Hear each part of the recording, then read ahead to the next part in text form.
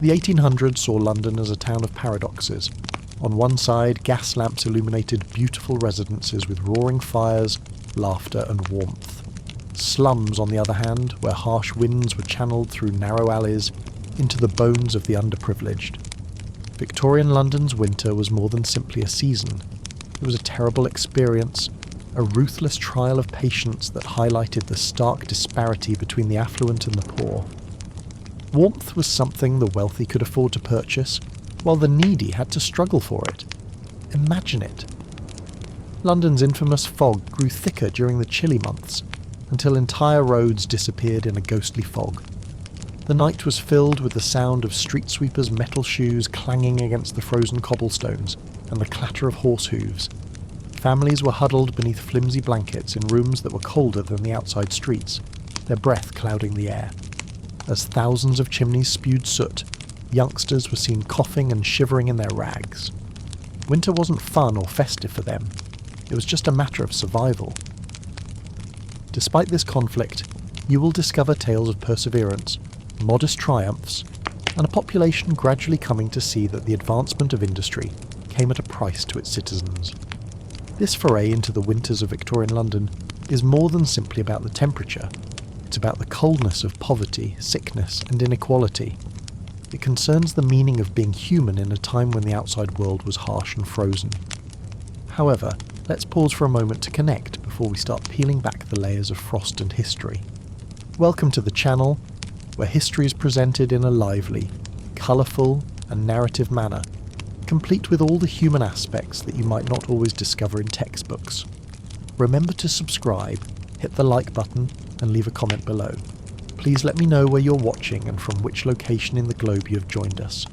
No matter where you are, you're on this adventure with us. Therefore, bring your chair closer, snuggle under a blanket, and picture yourself entering a city illuminated by gaslight and shrouded in smog.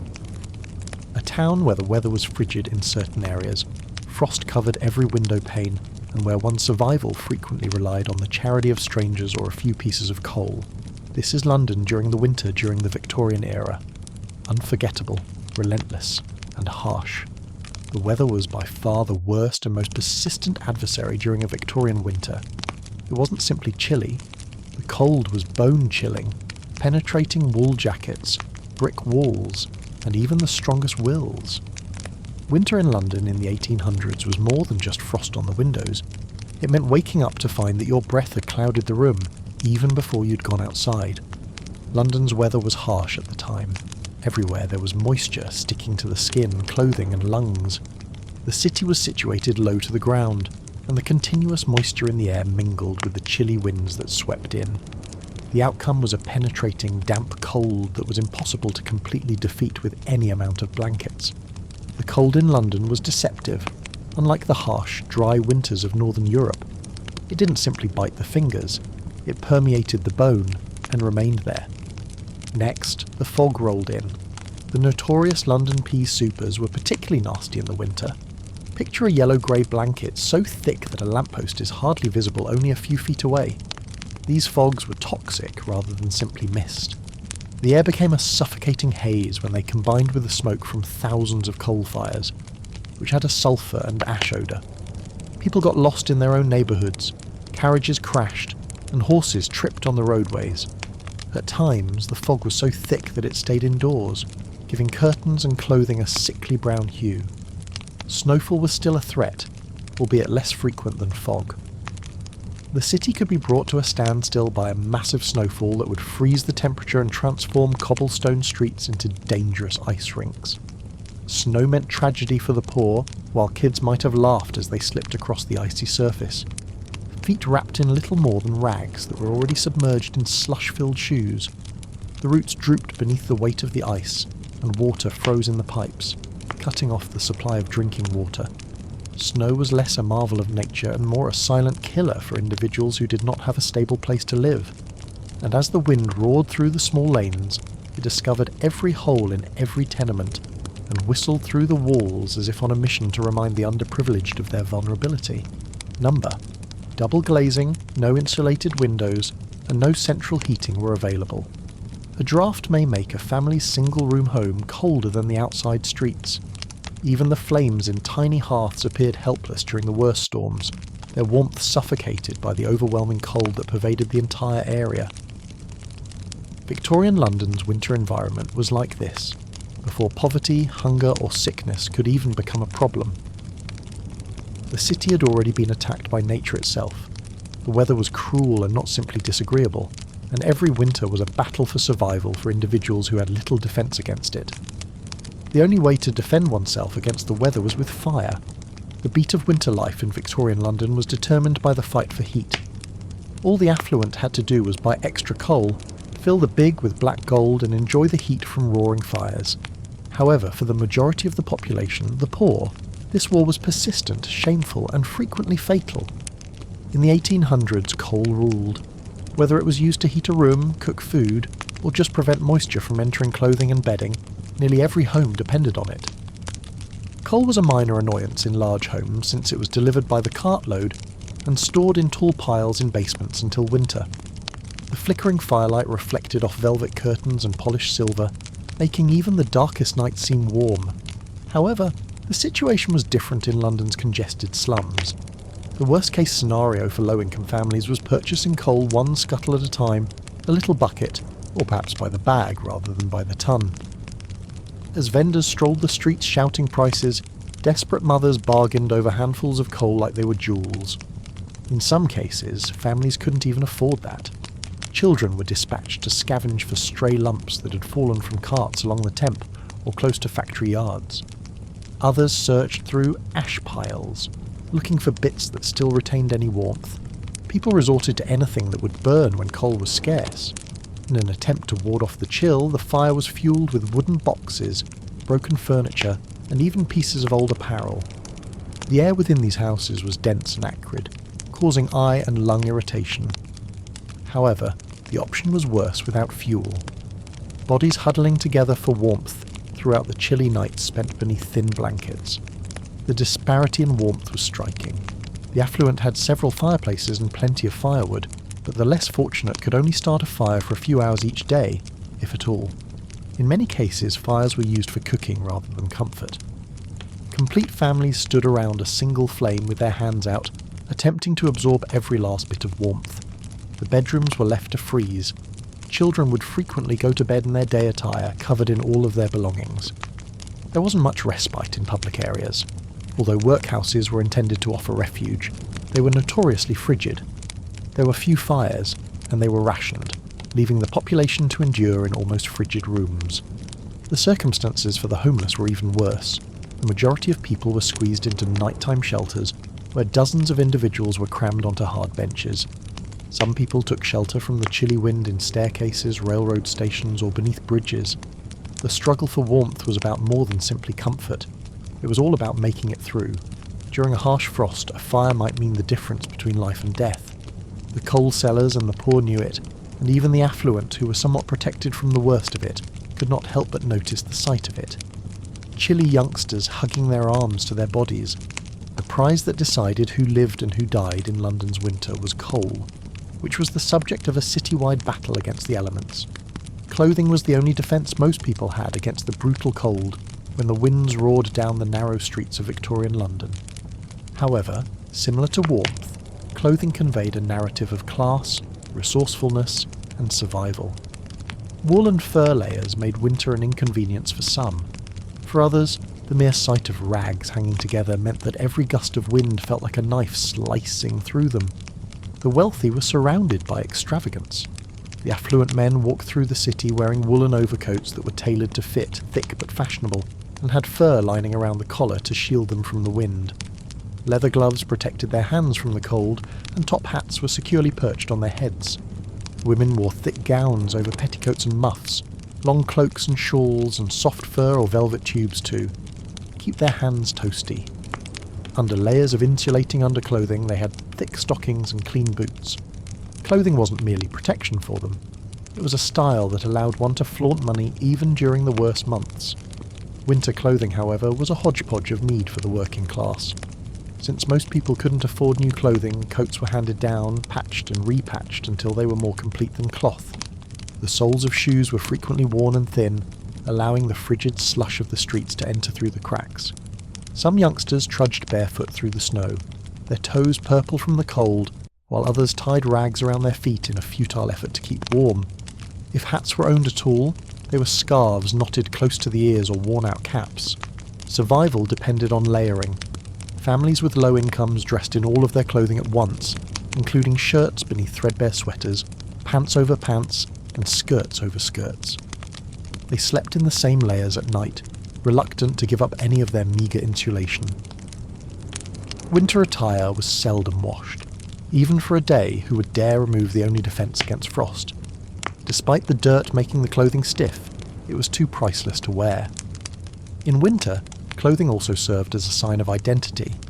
The same thin rags that chimney sweeps worked in covered their soot-covered faces. Match girls huddled in shawls so thin that they only gave the illusion of warmth.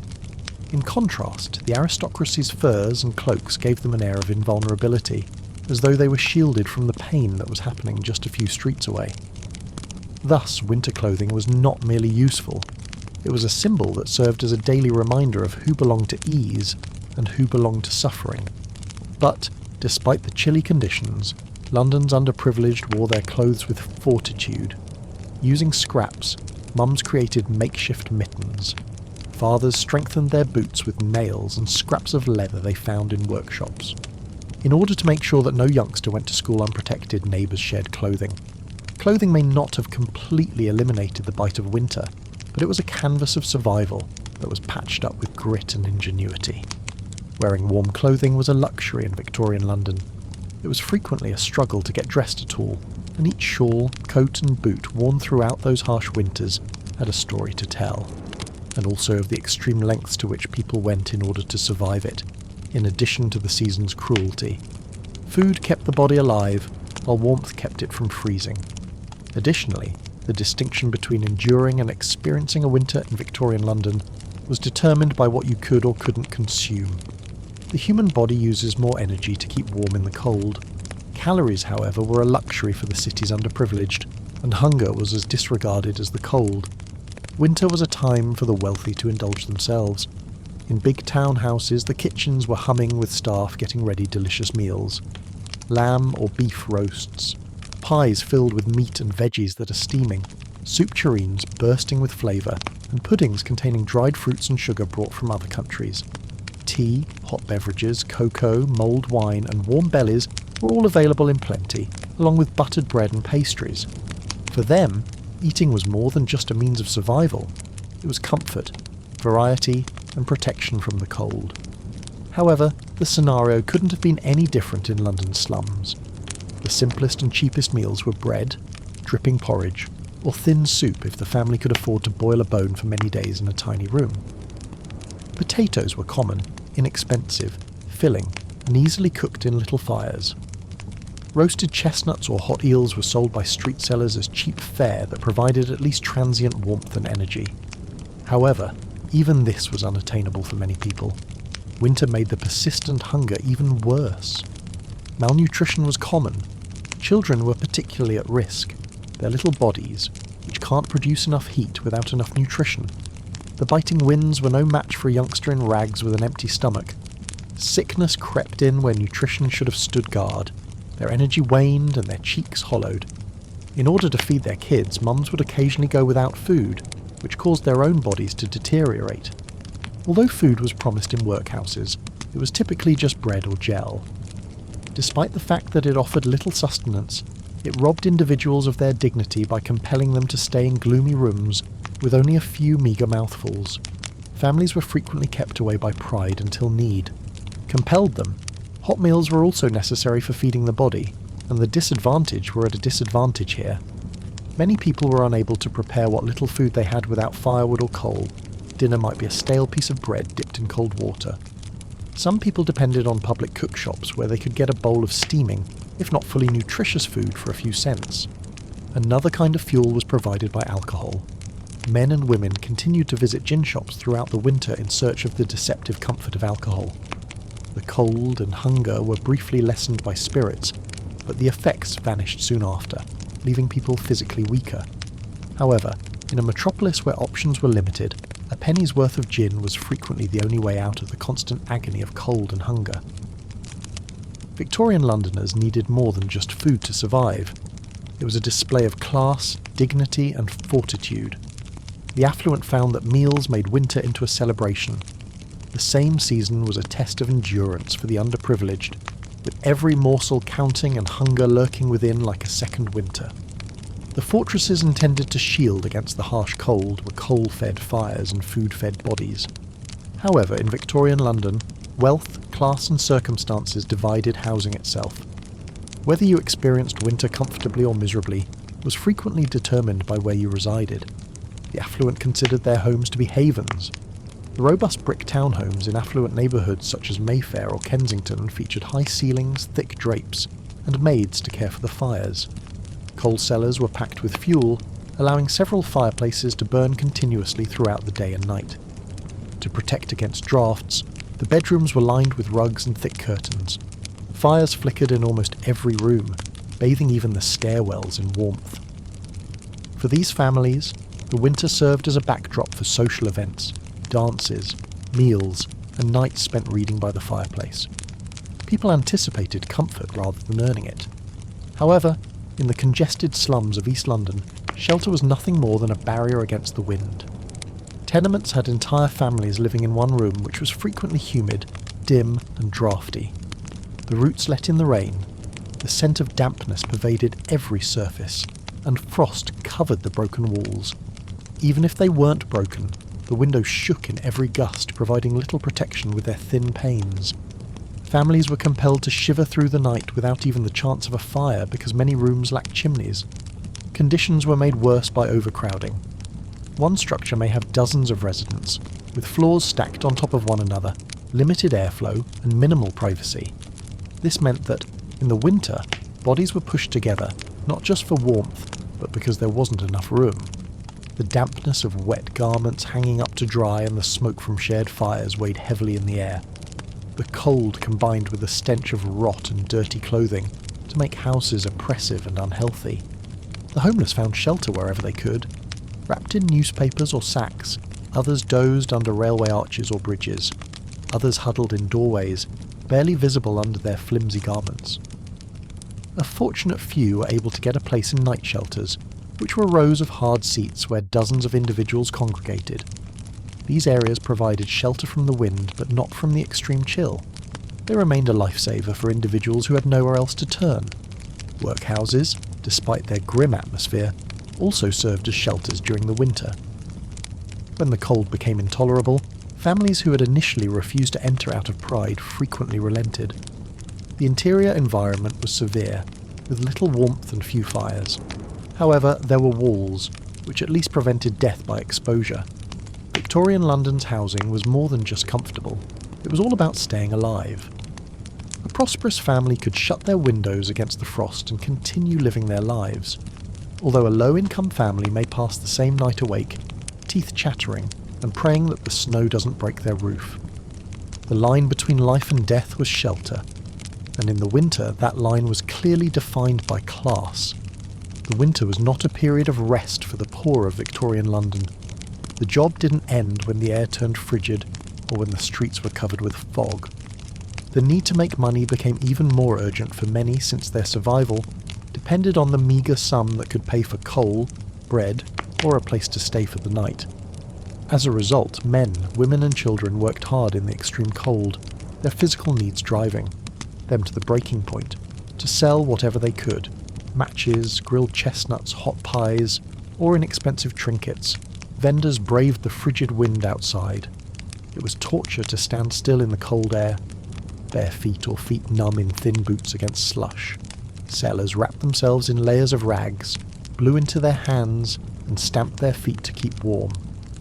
The fog that made it difficult for carriages to see also muffled their shouts of matches, matches, or hot pies here, forcing them to raise their voices just to be heard. It was a tiring day, but there was no dinner that night if we didn't sell anything. The situation was even worse for the workforce. The dock employees unloaded boats in the frigid spray of the temperature, their hands raw and puffy from the water that turned to ice on their skin. Frostbitten fingers were used by construction workers and street sweepers to lay bricks and remove slush from streets. Workers in factories put up with chilly corridors where machines clanged and talked. even if they were at least protected from the wind.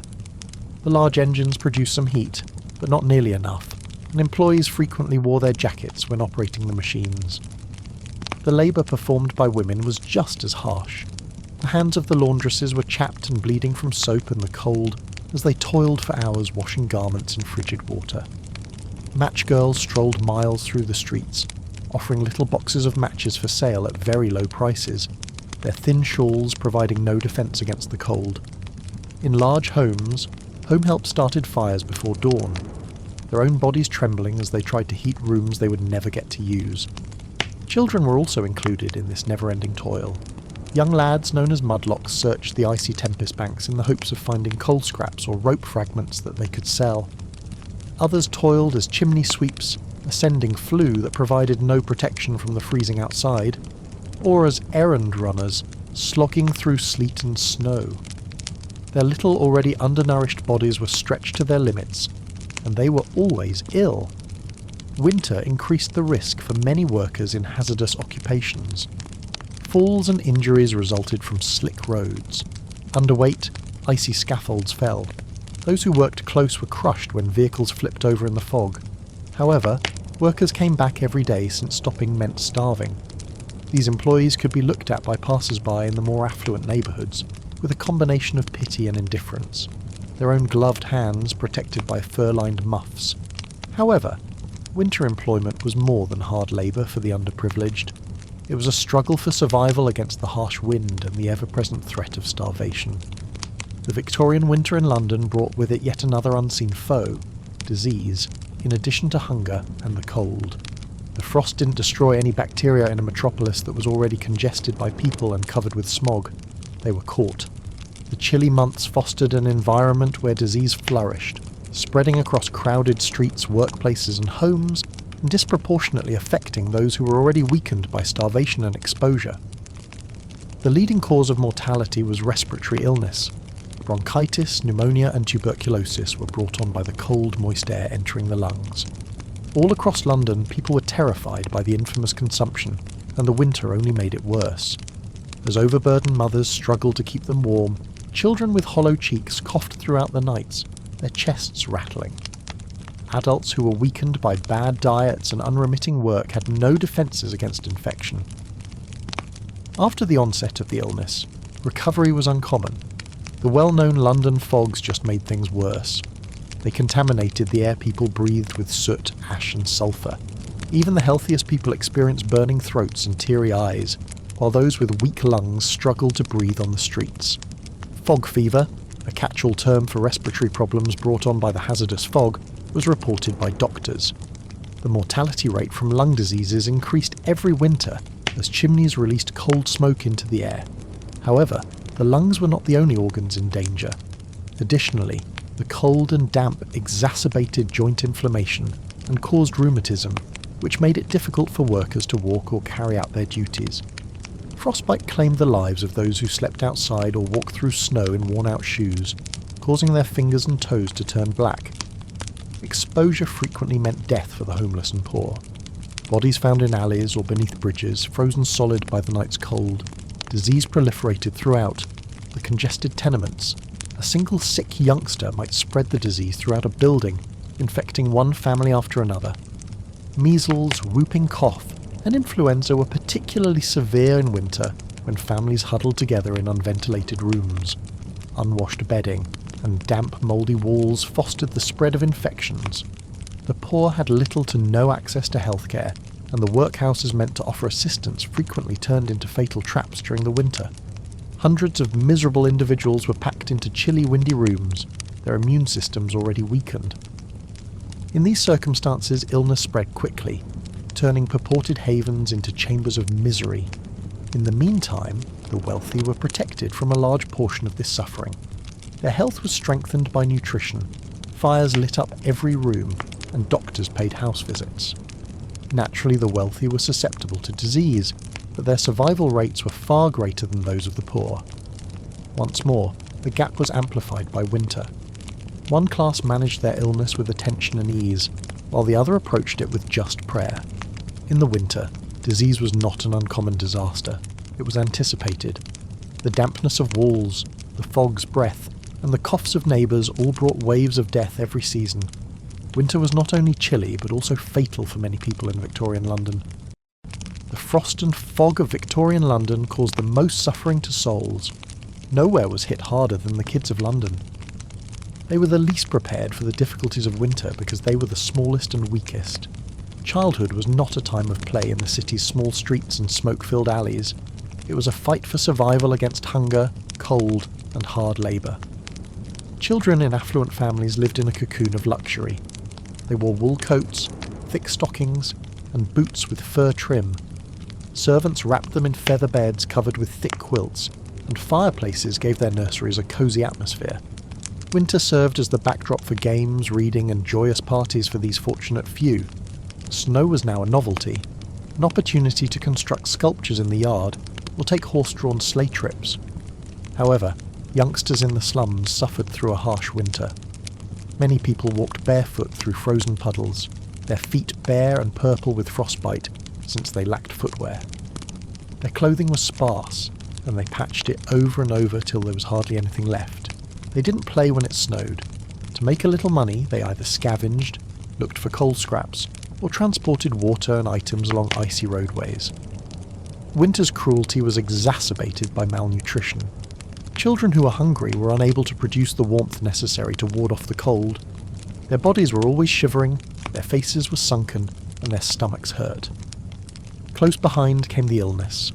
Countless young lives were lost to tuberculosis, pneumonia, and whooping cough, leaving cemeteries filled with little markers. Although parents cried, their grief was soon overshadowed by the monotony of everyday life. The winter was made worse by the employment of youngsters. In extremely cold weather, chimney sweeps, frequently young boys, ascended the flue. Their slender legs scraped, roared against soot and brick. The match girls strolled around asking people if they would purchase a box for a cent. Their hands were stiff from the cold. Mudlocks collected along the frozen banks of the Thames. Fingers, frozen, searching for pieces of coal, metal, or rope. With bodies that were not yet strong enough to handle them, these youngsters accepted adult responsibilities. Nevertheless, there were moments of fortitude in spite of everything.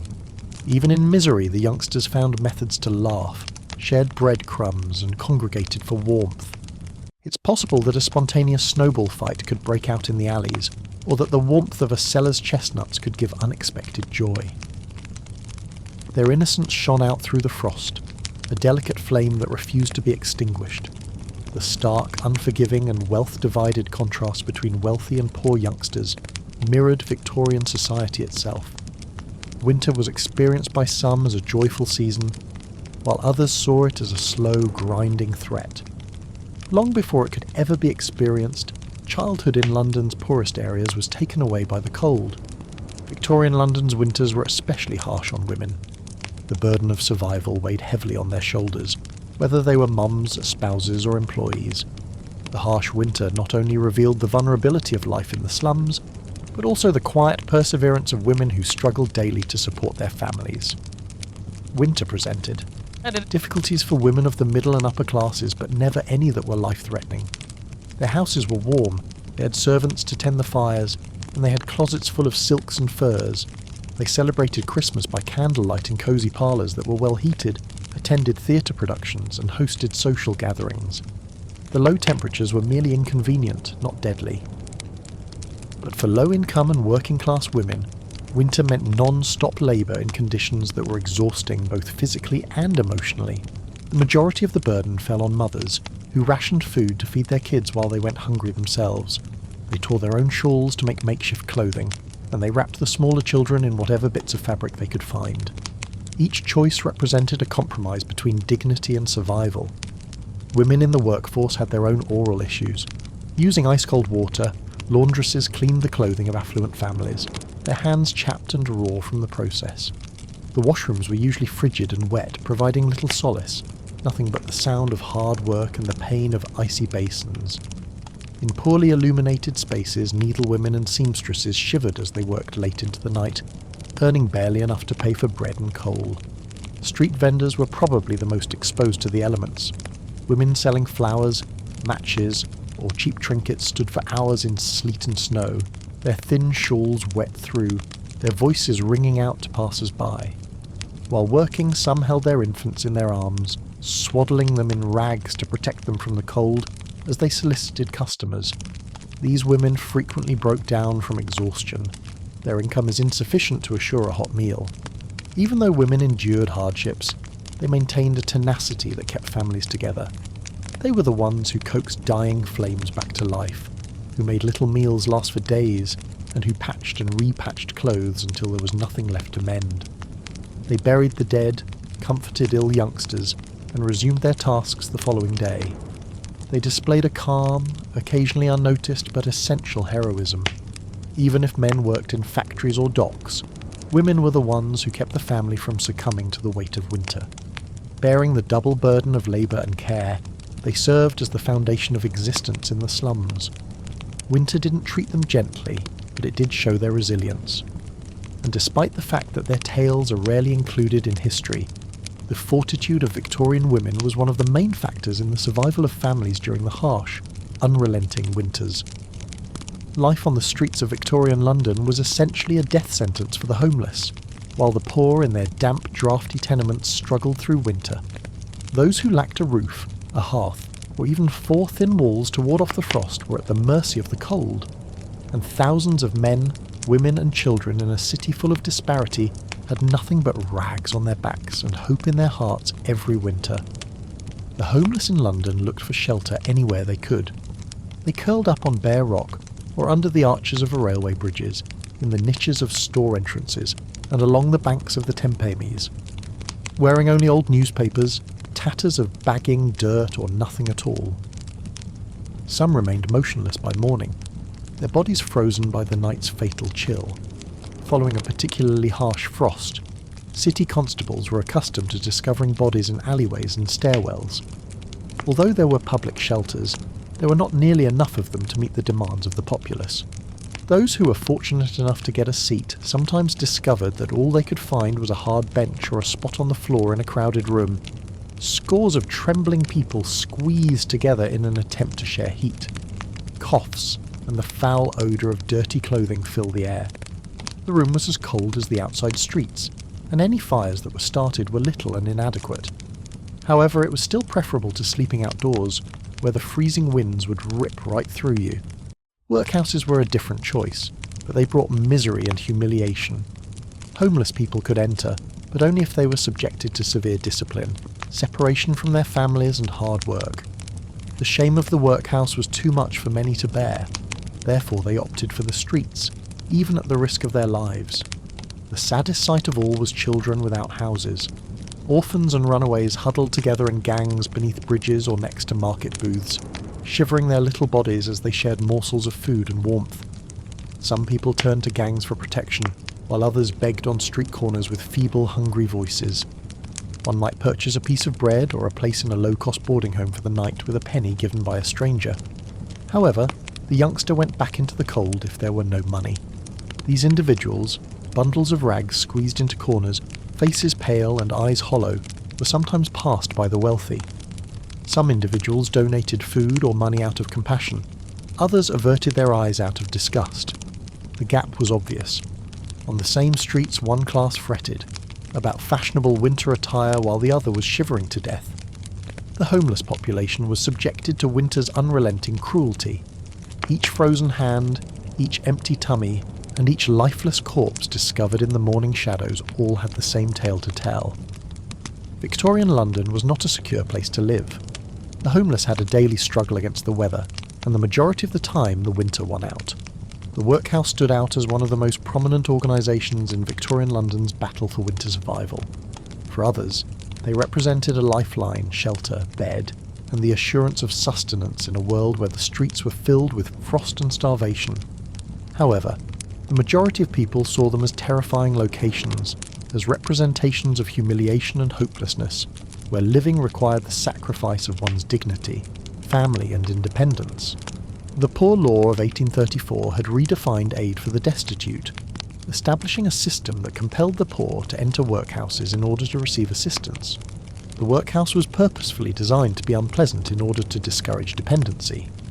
There were severe restrictions and Spartan conditions within, The cruelty was exacerbated by the winter. The desperate waited outside the doors of London's workhouses on a frigid night, shivering in their thin coats, pleading for entrance.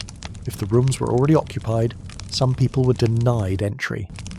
The moment they walked in, they were divided. The population was split into men, women and children. Families split apart at the door. The warmth of kinship disappeared in a flash, replaced by a structured schedule and chilly stone walls. The fires within might not have been lit every week. The high ceilings of the rooms caught the meagre heat up above, leaving the impoverished to congregate on hard seats or in cramped beds, while the rooms were chilly. The meals were consistently consisting of bread, cereal and occasionally cheese or soup, even if they were not very good. The promise of 3 meals a day, however modest, prevented many from returning to the streets in a world where hunger lurked everywhere. However, it was quite costly. In exchange for shelter, workhouses required work. In frigid yards, men laboured at hard jobs, picked oak, broke stones, or teased apart old ropes with bleeding fingers. Women sewed clothing or scrubbed floors while washing laundry in ice water until their hands became stiff with cold. Even youngsters were given the task of selecting fibres or carrying loads. They share the same needs with grown-ups, despite their little bodies. In these crowded environments, sickness can spread fast. The winter colds developed into pneumonia.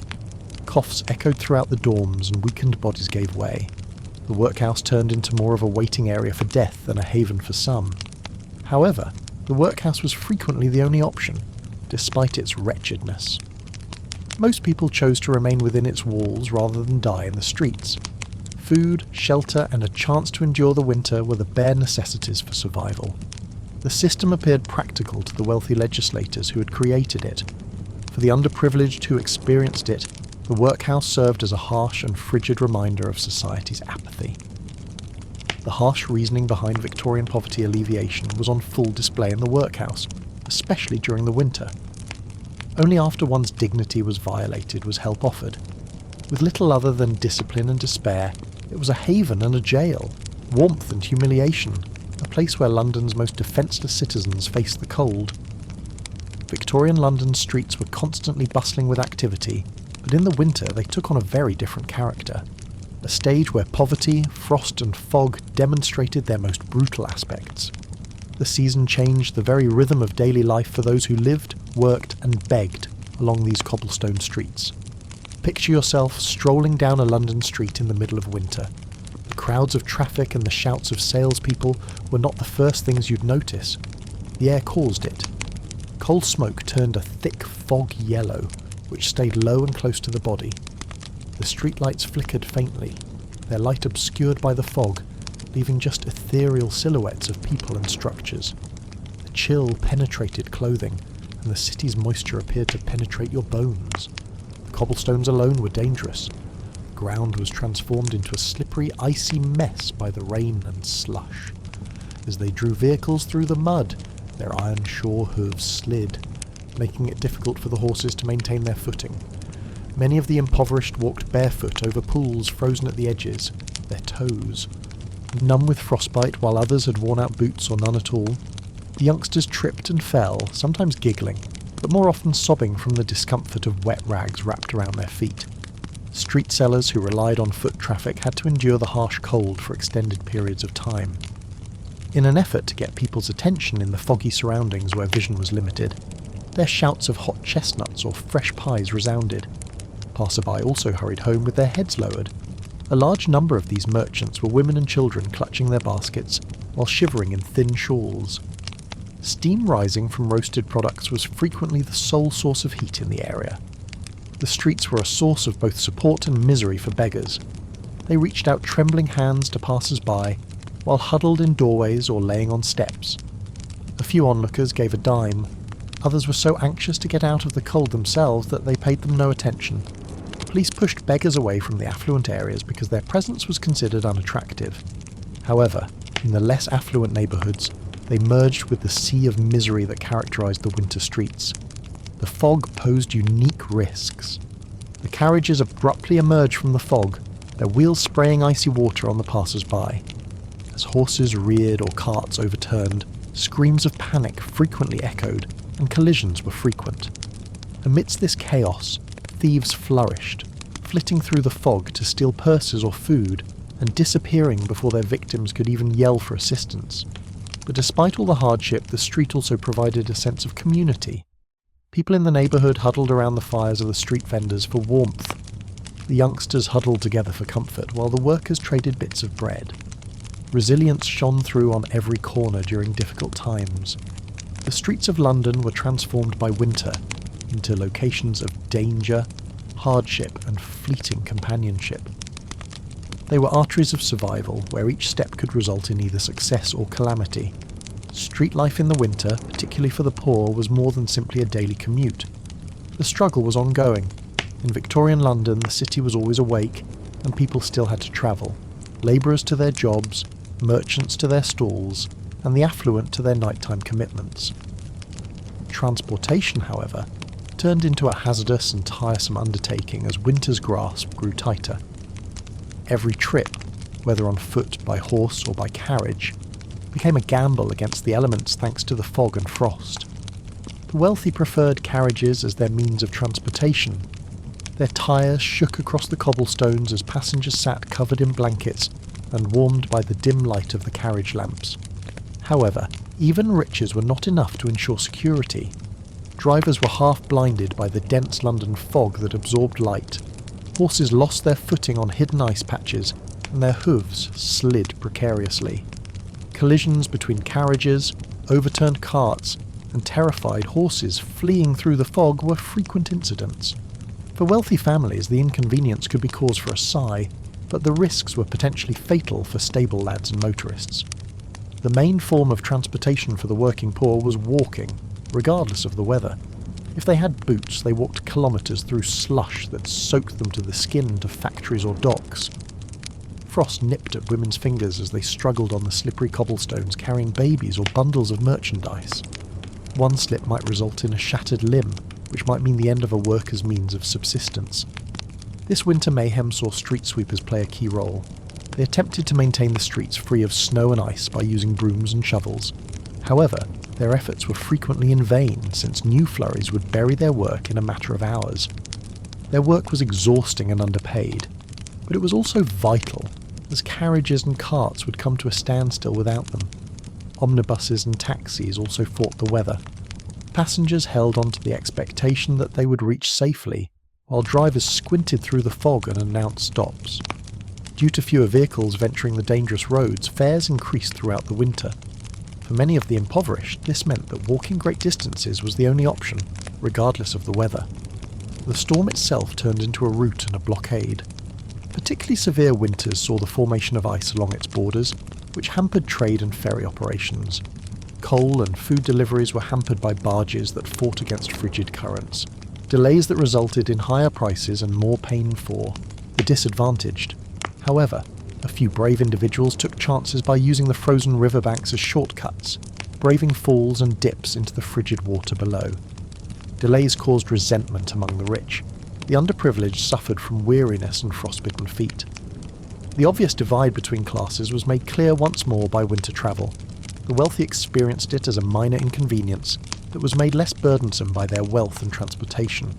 It was simply another daily struggle for the disadvantaged, one that was waged slowly, step by step, across icy, foggy roads. Fire and light were the two things that determined survival in a city engulfed in frost and fog. Without them, London's winter would have been unbearably gloomy, not just chilly. A time when every street corner and every room appeared to be plotting against the human soul. Together, fire-warmed bodies and light-elevated spirits, creating the weak defences that supported the city during the harsh winter. Fire was abundant and continuous for the wealthy. Coal sellers packed their opulent townhouses, and servants toiled around the clock to keep the fireplaces burning in almost every room. The orange dance of flames made the mantelpieces glow, providing solace over plush carpets and velvet drapes. Families congregated in parlours lit by candles and oil lamps, while children studied their lessons by the heat of roaring fireplaces. Fire was not simply a means of existence for them. The ambience was festive and upbeat, making winter feel like a treat rather than a threat. Fire, however, was a constant enigma for the underprivileged. Since coal was pricey, many families couldn't afford enough of it to maintain a constant fire. They rather used their fuel sparingly, lit matches cautiously, and kept every ember. Families may be shivering in rooms so frigid that breath hangs in the air, and a single scuttle of coal may have to last for many days. Some people scavenge for fuel by breaking apart old furniture, gathering wood bits, or collecting animal feces to feed the hearth. Others had their kids collect driftwood from the banks of the storm, or search for coal fragments that had fallen from barges. Families huddled together beneath layers of clothing and blankets, hoping their own body heat would suffice when no fuel was available. It was common practice to carefully nurture a single ember throughout the night, and then rekindle it in the morning like a valuable gem. Fire wasn't a given for everyone. They had to struggle for it every day. In addition to the cold, winter also brought lengthy evenings and fog that enveloped the day, making light just as important. Oil lamps and candles served as the house's eyes. Beeswax candles, which burned steadily and were fragrant, were used by the affluent, but tallow candles, which were less expensive and produced smoke, odour and sputtering, were used by the poor. The glow of oil lamps in windows was frequently overpowered by the dense pea supers that covered the streets. The street lights offered some solace, but their dim halos were only barely able to pierce the darkness. However, these were still luxuries exclusive to certain neighbourhoods. After sunset, impoverished communities frequently remained in almost complete darkness. Darkness represented danger, the possibility of robbery, attack, or just falling into ice-covered puddles and ditches for those who had to walk home at night. The lack of fire and light was more than just a hassle, it stole hope. The lack of heat caused physical weakness. Spirits fell without light. However, Londoners, whether wealthy or underprivileged, were reminded of the majesty of the city whenever a little fire crackled in the Great Hall, or a solitary candle flamed in the dark. Alike, in that there was still a spark of life to cling to even in the coldest, darkest winter. People in Victorian London still looked for happiness, diversion, and times of togetherness despite the harshness of the season. The city responded to the season by hosting festivals and other entertainment, demonstrating that the human want could not be suppressed by even the fog and frost. For fun, music, and a carefree break. However, as with everything else in Victorian society, the experiences of the wealthy and the poor were completely different. Winter was a time of dazzling social calendars for the wealthy. Shakespearean revival, operas, music hall shows and performances brought the theatres to life with music, humour and excitement.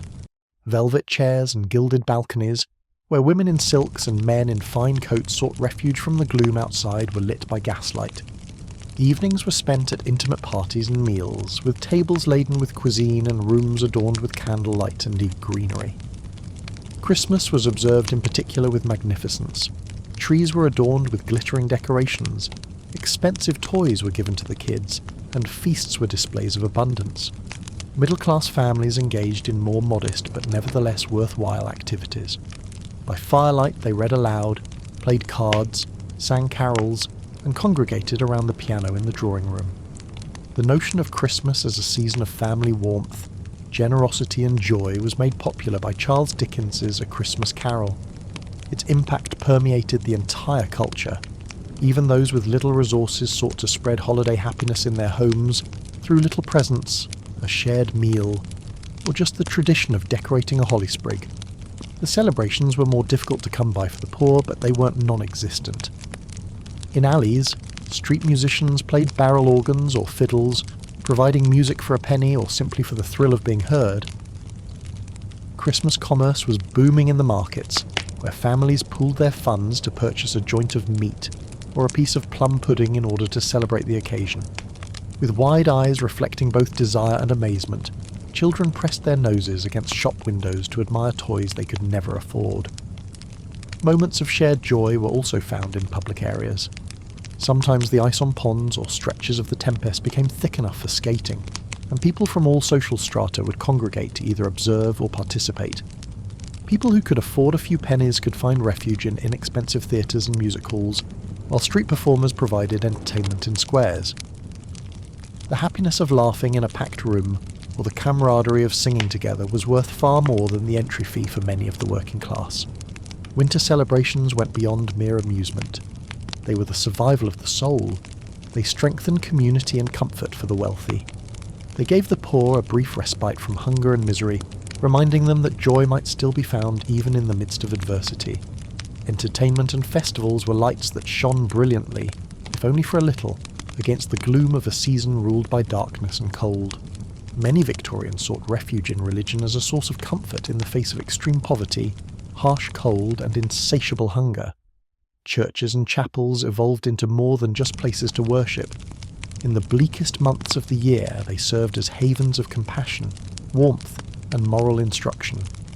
In the winter, religion offered both physical help and spiritual solace, uniting communities in ways that food or fire alone could not.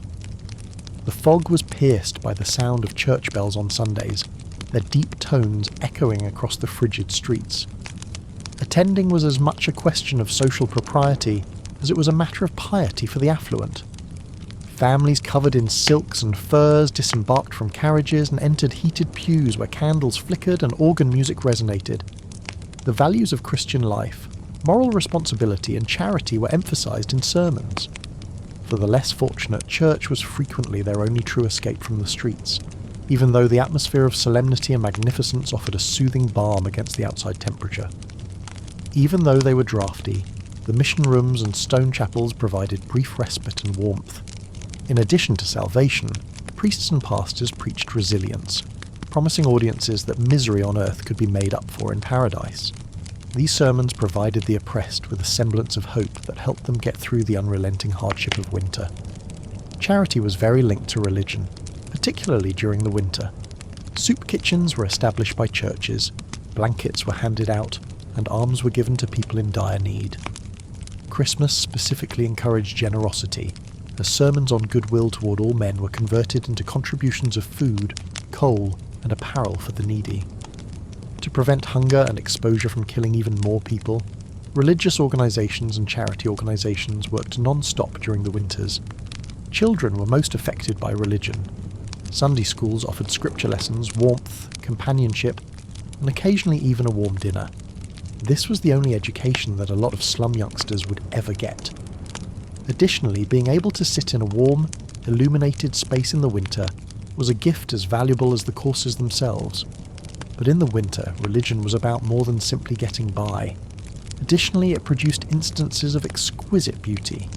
Churches were filled with song at candlelit carol services, their harmonies echoing in the frigid air as voices rose in unison.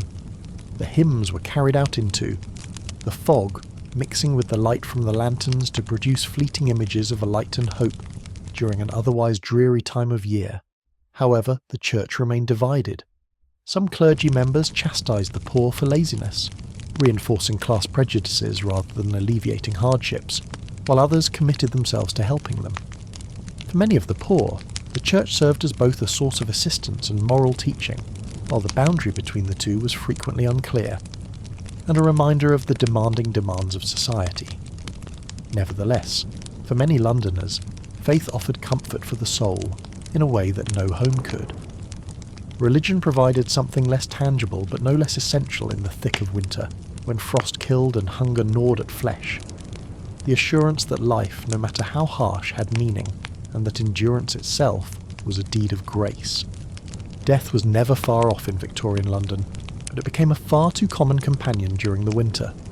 The season transformed the city into a place where death was a regular occurrence, rather than an abstract dread. Tragically, frost and fog took lives silently, and the streets themselves frequently saw tragedy. Every winter morning, bodies that had become frozen were found by policemen and labourers in alleys, beneath railway bridges, or along the Thames banks. Some were homeless guys who had wrapped themselves in their rags to shield themselves from the chilly night air. Others were women and children who had been wandering for days and had succumbed to starvation and the elements. These deaths were sometimes covered in the city's newspapers, frequently with a distant tone of compassion, but for the majority of Londoners, they were a tragic and unsurprising reality.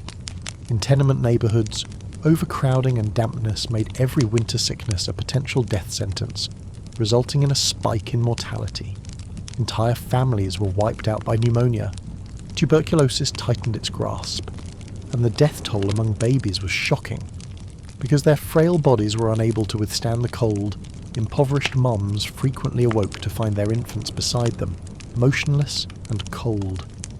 Despite the agony being overwhelming, there was little opportunity for grieving in the slums. Grief had to be suppressed in silence as another day of work lay ahead. Additionally, the workhouses evolved into sites of mortality. They were intended for refugees, but they frequently turned into unsanitary, overcrowded and inadequately heated slums.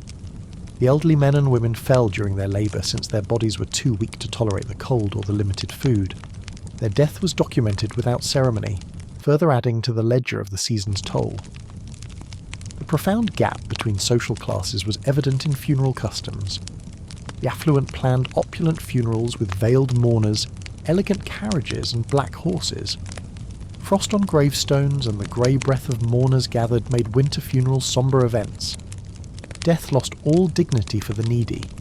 Coffins were simple wooden boxes if they could be afforded at all. Some families depended on mass burials in potters' fields, while others went into debt simply to bury their loved ones.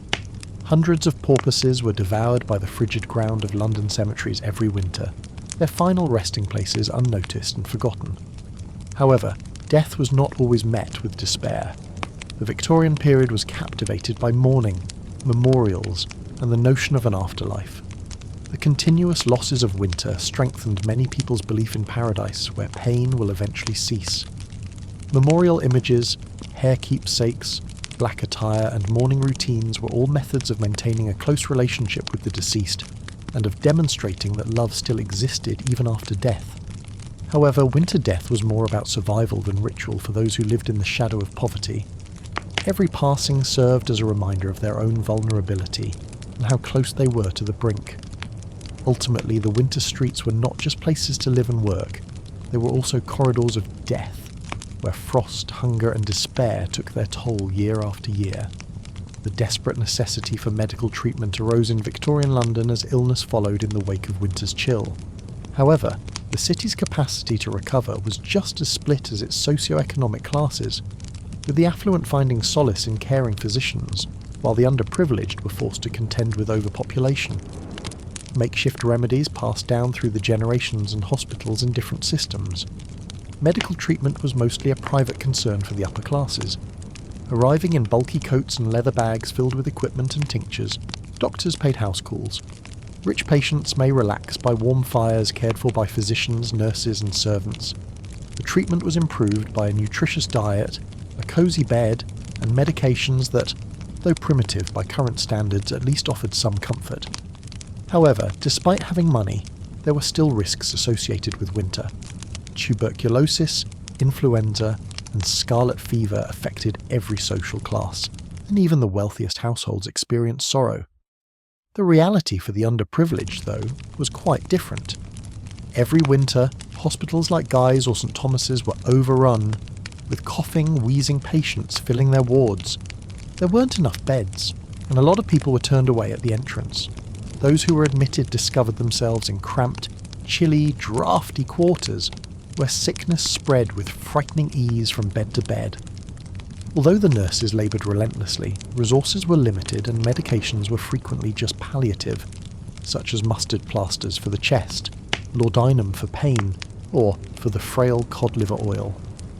Families depended on homemade treatments developed out of necessity in the slums, where hospital care was scarce. To cure coughs, mums gave their children onion syrup, applied goose fat to their chests, or prepared herbal teas to lower fevers. Warm bricks wrapped in fabric were used as improvised hot water bottles, and wounds were disinfected with vinegar. Sometimes these treatments provided relief. They frequently accomplished little in the face of the persistent advance of winter sickness. Free clinics and charitable dispensaries provided some optimism by distributing medications and guidance to the needy. By bringing scripture and basic treatments into the most disadvantaged communities, missionaries combined spiritual solace with bodily healing. Nonetheless, despite all of these attempts, demand far surpassed supply. Before authorities could react, measles or influenza epidemics during the winter might spread across whole regions. Between science and superstition, doctors themselves were frequently stuck. In the mid to late 1800s, The germ theory of illness was just starting to catch on, and several therapies continued to use antiquated methods like bloodletting and purging. Respiratory ailments were exacerbated by inadequate ventilation in both hospitals and houses, but just a handful of people realised how crucial clean air is. Whether a family could find enough warmth, food and strength to outlast the season, survival in this environment often came down to chance rather than medicine. For some, medical treatment was not a lifeline but a last resort, sought only when despair overtook the conviction that the treatment itself would offer little hope. The limitations of healing were as obvious in Victorian London during the winter as the limitations of human endurance.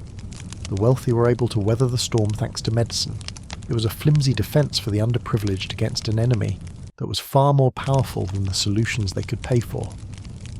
In Victorian London, food was always a question of survival.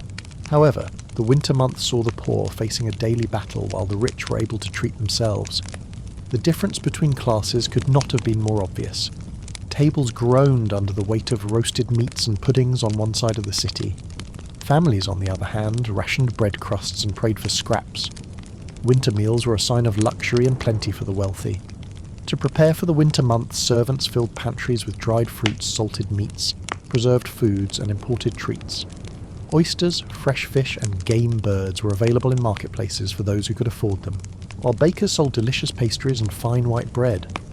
The holiday season was transformed into a celebration of warmth and joy by affluent families who ate goose or turkey, puddings drenched in brandy and exquisite sauces. To them, food was not essential for survival. It was about flaunting and having fun. In contrast, the diet of the underprivileged was reduced to the bare minimum. The main food was bread, which was sometimes contaminated with fillers that gave it a harsh and bitter taste. It was frequently harsh and stale. When potatoes were affordable, they were cooked in water with very little else and provided inexpensive nourishment. Meat was scarce, saved for special occasions, or purchased as scraps from butchers. Thin soups, frequently consisting mostly of hot water seasoned with bones or vegetable peelings, were the mainstay for many households. The gap was partially filled by street cuisine. Roasted chestnuts, baked potatoes, eels and pies were available from vendors at prices that were inexpensive but sometimes of dubious quality. These meals were just moderately nutritious and warm, and kids would frequently get hungry again after a few hours. Scavenging was the sole option for the very poorest. Looking through trash piles for rotten food or asking bakeries for stale bread that would otherwise be thrown away. The situation was made worse by seasonal shortages.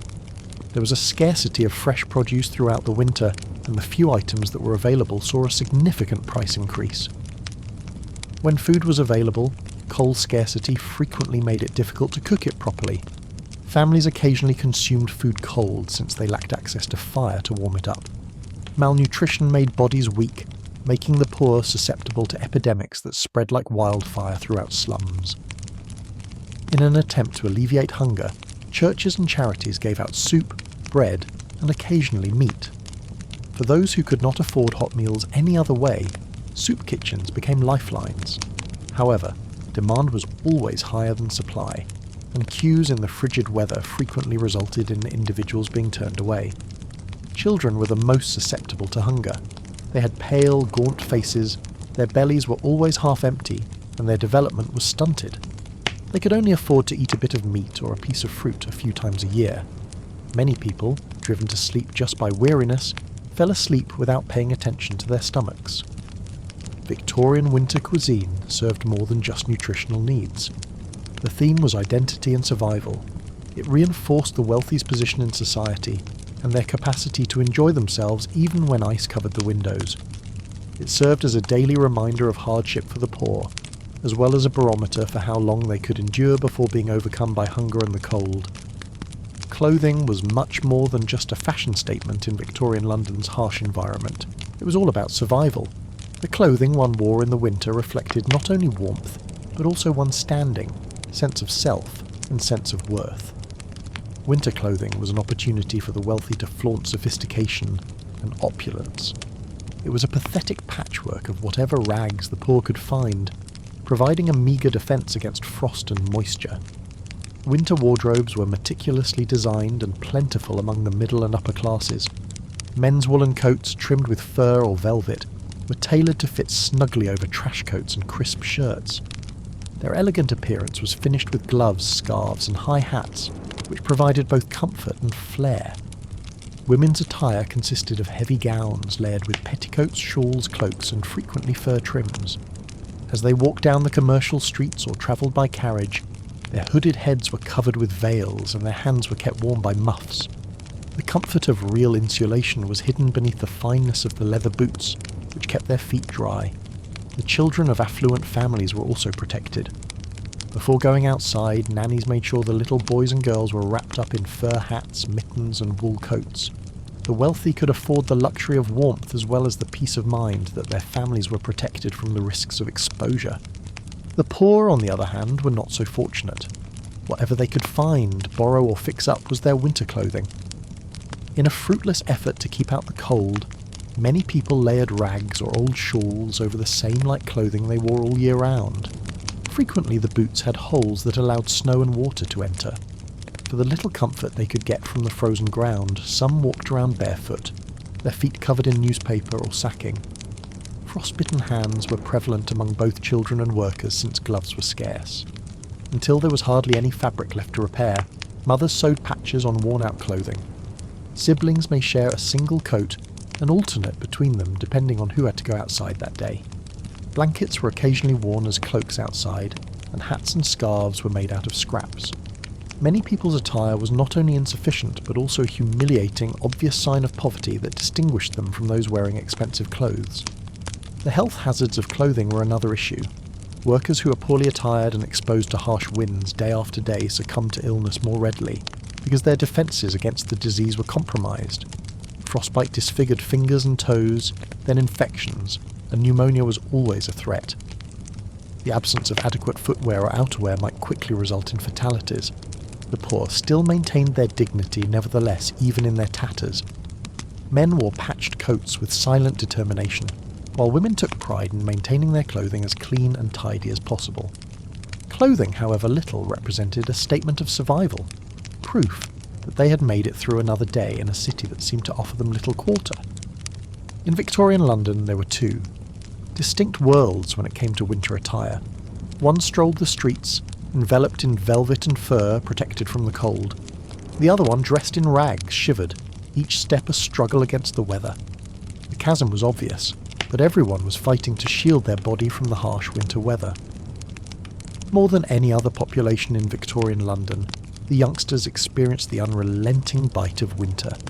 The season was not a period of joyful snow or holiday cheer for the youngest and most susceptible, but rather a test of endurance that sometimes demonstrated to be too harsh for delicate bodies. More than anything else, the stark difference between wealth and poverty was evident in how winter affected children's lives. Winter can be almost magical for the kids of the upper classes. Under the watchful supervision of governesses, they skated on private ponds, constructed snowmen in well-kept courtyards, and played in snow-covered gardens. Their days were filled with indoor classes where the nursery fire blazed and warm milk or soup was always available. Their world was filled with joy, sweets and family reunions throughout the holiday season.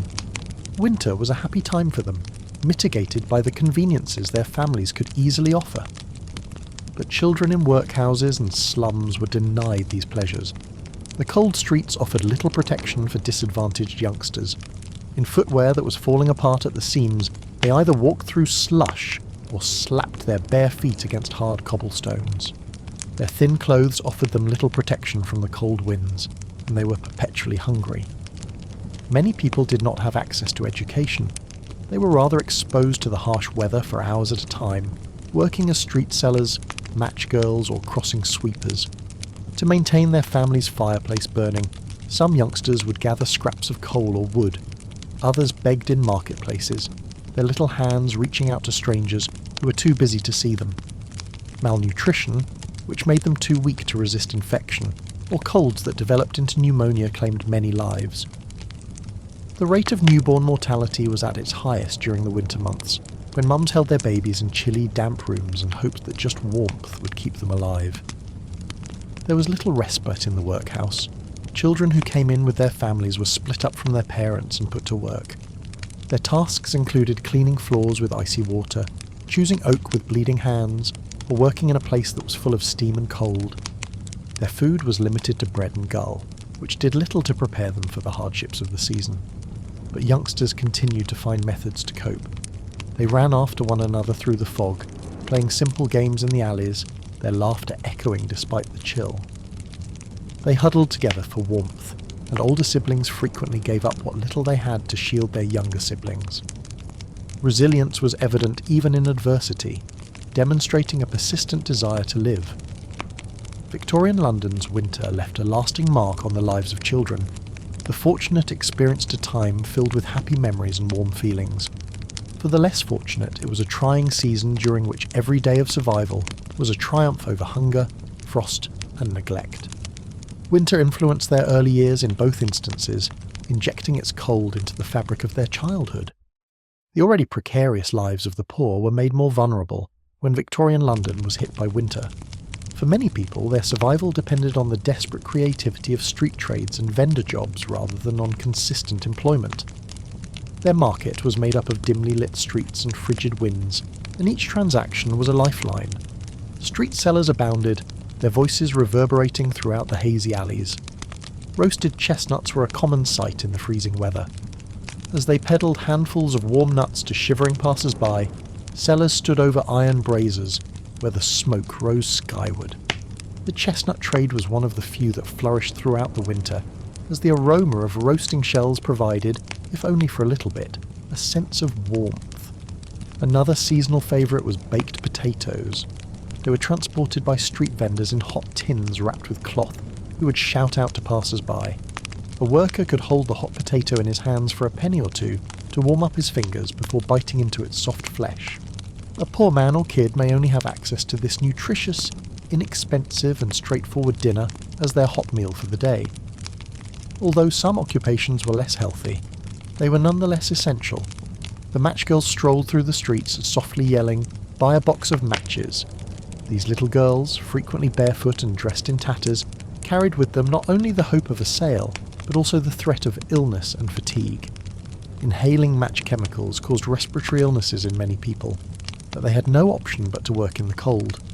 In the winter, cross sweepers also practiced their trade. They cleaned dirt and slush from busy crossroads, using brooms in the hopes of receiving money from more affluent pedestrians who didn't want their shoes damaged.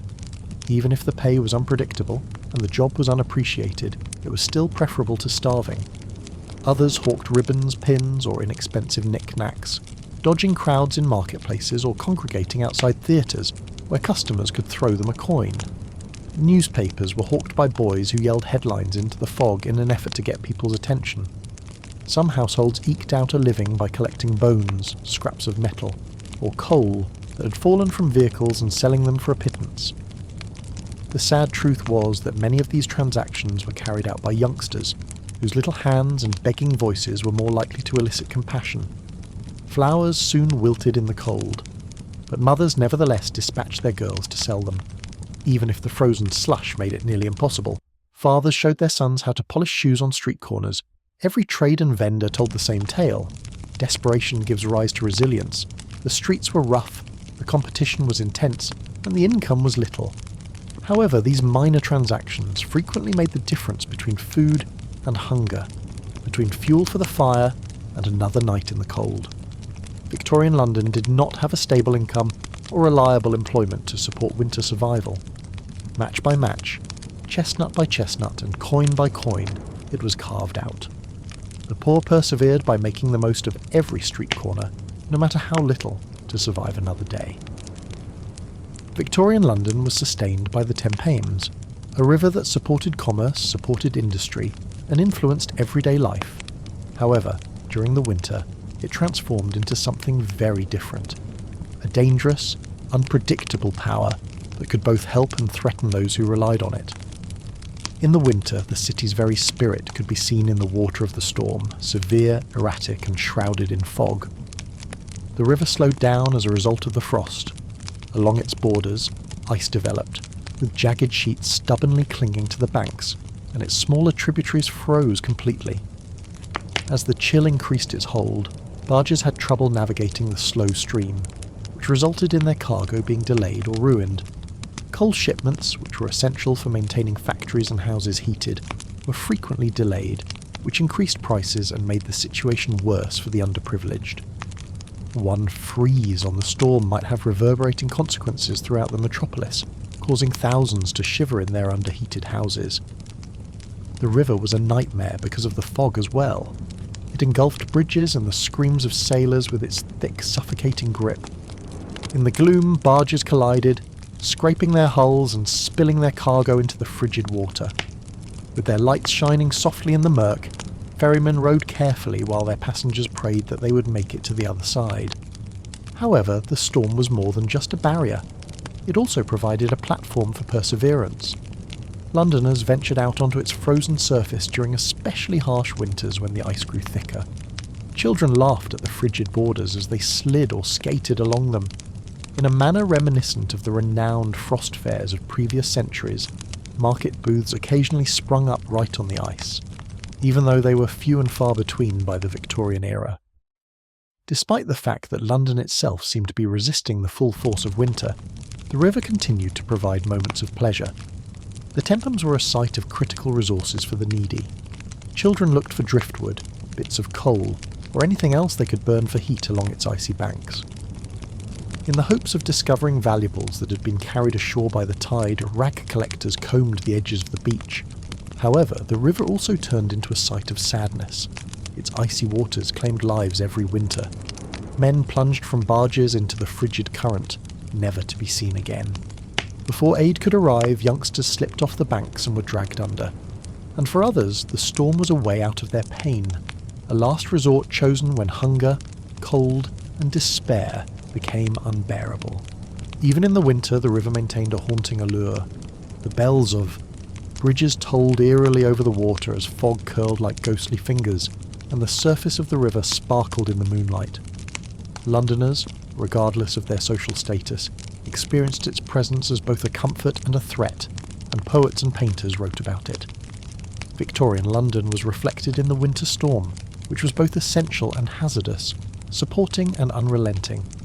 Everyone who saw it was reminded that, in order to live in the city, one must be at the mercy of both human will and the capriciousness of fate, which was unconcerned about social class or affluence.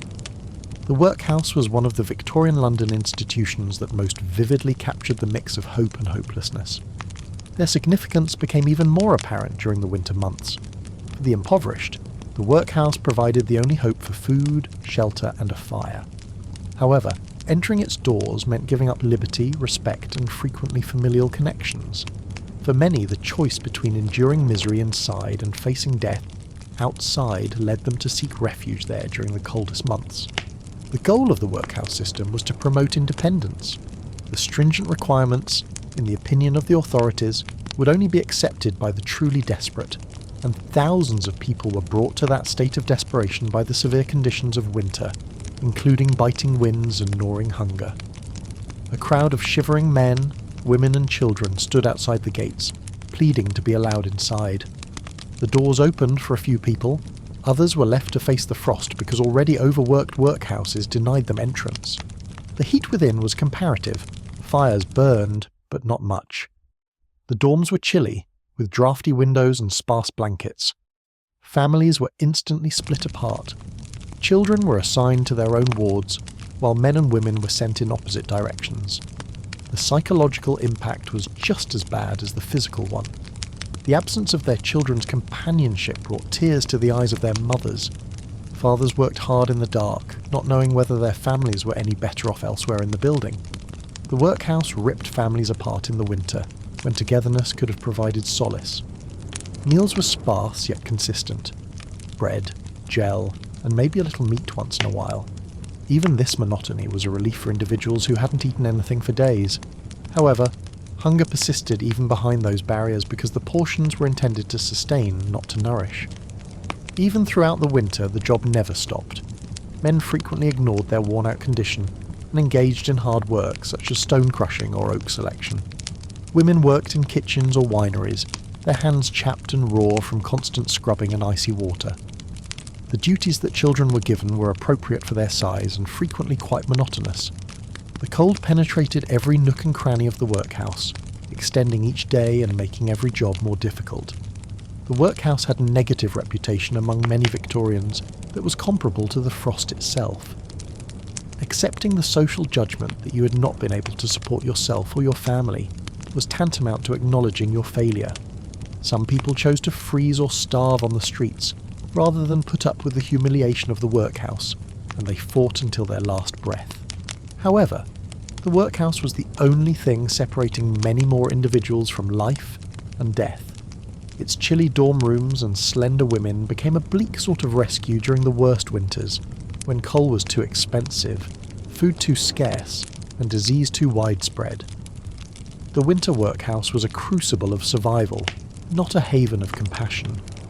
People who entered did so at the expense of their morale and sense of self-worth, but they persisted in clinging to life through a system that prioritised punishment as much as protection. The workhouse served as both a punishment and a protection throughout the worst months, representing a society equally divided between compassion and brutality. Victorian London experienced frozen streets as well as frozen opportunities throughout the winter. Desperation led many people to commit crimes as they lost their jobs, faced food shortages, and were unable to locate shelter. The poorest Londoners frequently committed crimes as a means of survival, rather than out of malice, and petty theft, fraud, and violence were at their highest during the coldest months. The winter throng was a favourite hunting ground for pickpockets since markets were bustling, and people were wearing thick coats and gloves and were preoccupied by the cold, making it easy for nimble fingers to slide into wallets and purses. Older criminals would teach youngsters how to weave through crowds, steal a coin or handkerchief, and disappear into the throng, frequently making them the focus of these activities. The fog before their victims realised it. For some families, these little acts of theft were the difference between having food and being hungry. Winter also contributed to burglary as another crime. Wealthy residences were targeted as frost held the city in its grip. Rather than jewels, robbers broke into pantries, coal sheds and storerooms in search of food, fuel or clothing, things that would keep them alive for another day. The same hunger that gnawed at their bellies also drove desperate neighbours in poorer communities to sometimes rob one another. The number of street frauds increased during the winter as well. Men and women used chalk to sell low-quality items, diluted milk, rotten meat, or inexpensive materials that were marketed as high-end. Others pretended to be needy beggars, fabricating tragedies or diseases in order to gain money and sympathy. The majority of Victorians understood that this was a need during a harsh period, even if some saw it as deception. As winter took away other sources of income, prostitution, which was already prevalent in London, got worse. With their pale faces and flimsy shawls, the women and girls were a sad representation of how far they had been pushed to the streets. For a lot of individuals, it was the only means to make enough money to pay for food or gasoline. Despite the threats of violence, sickness, and social disdain, even children who might have been left to play or go to school were sucked into this criminal underworld. Some were lured into gangs that roamed the city looking for chances, others dealt in stolen goods, and yet others served as lookouts. The decision between right and wrong was often not up to them. The choice was between starvation and survival. Those who were found in acts of desperation filled the jails and courts every winter. Magistrates were in a horrible predicament. Inflict severe penalties as a deterrent to crime or exhibit leniency toward individuals who are obviously motivated by hunger and cold. However, the law rarely showed any compassion for the less fortunate, and sentences of forced labour or imprisonment in frigid cells just made their situation worse. Ultimately, winter crime wasn't just lawlessness. It was a sign of the city's inability to protect its most at-risk residents. Every robbery, every fraud, every act of violence bore the echo of empty bellies and chilly evenings. In the dead of winter, Victorian London was a place where destitution blunted the distinctions between crime and survival, leaving morality as fragile as the ice that covered its roads. Warmth was not a solace for the residents of Victorian London. There was a fight. Fire was frequently necessary for survival, as winter's icy grip constricted the metropolis. A blazing fireplace brought more than joy. It signified life.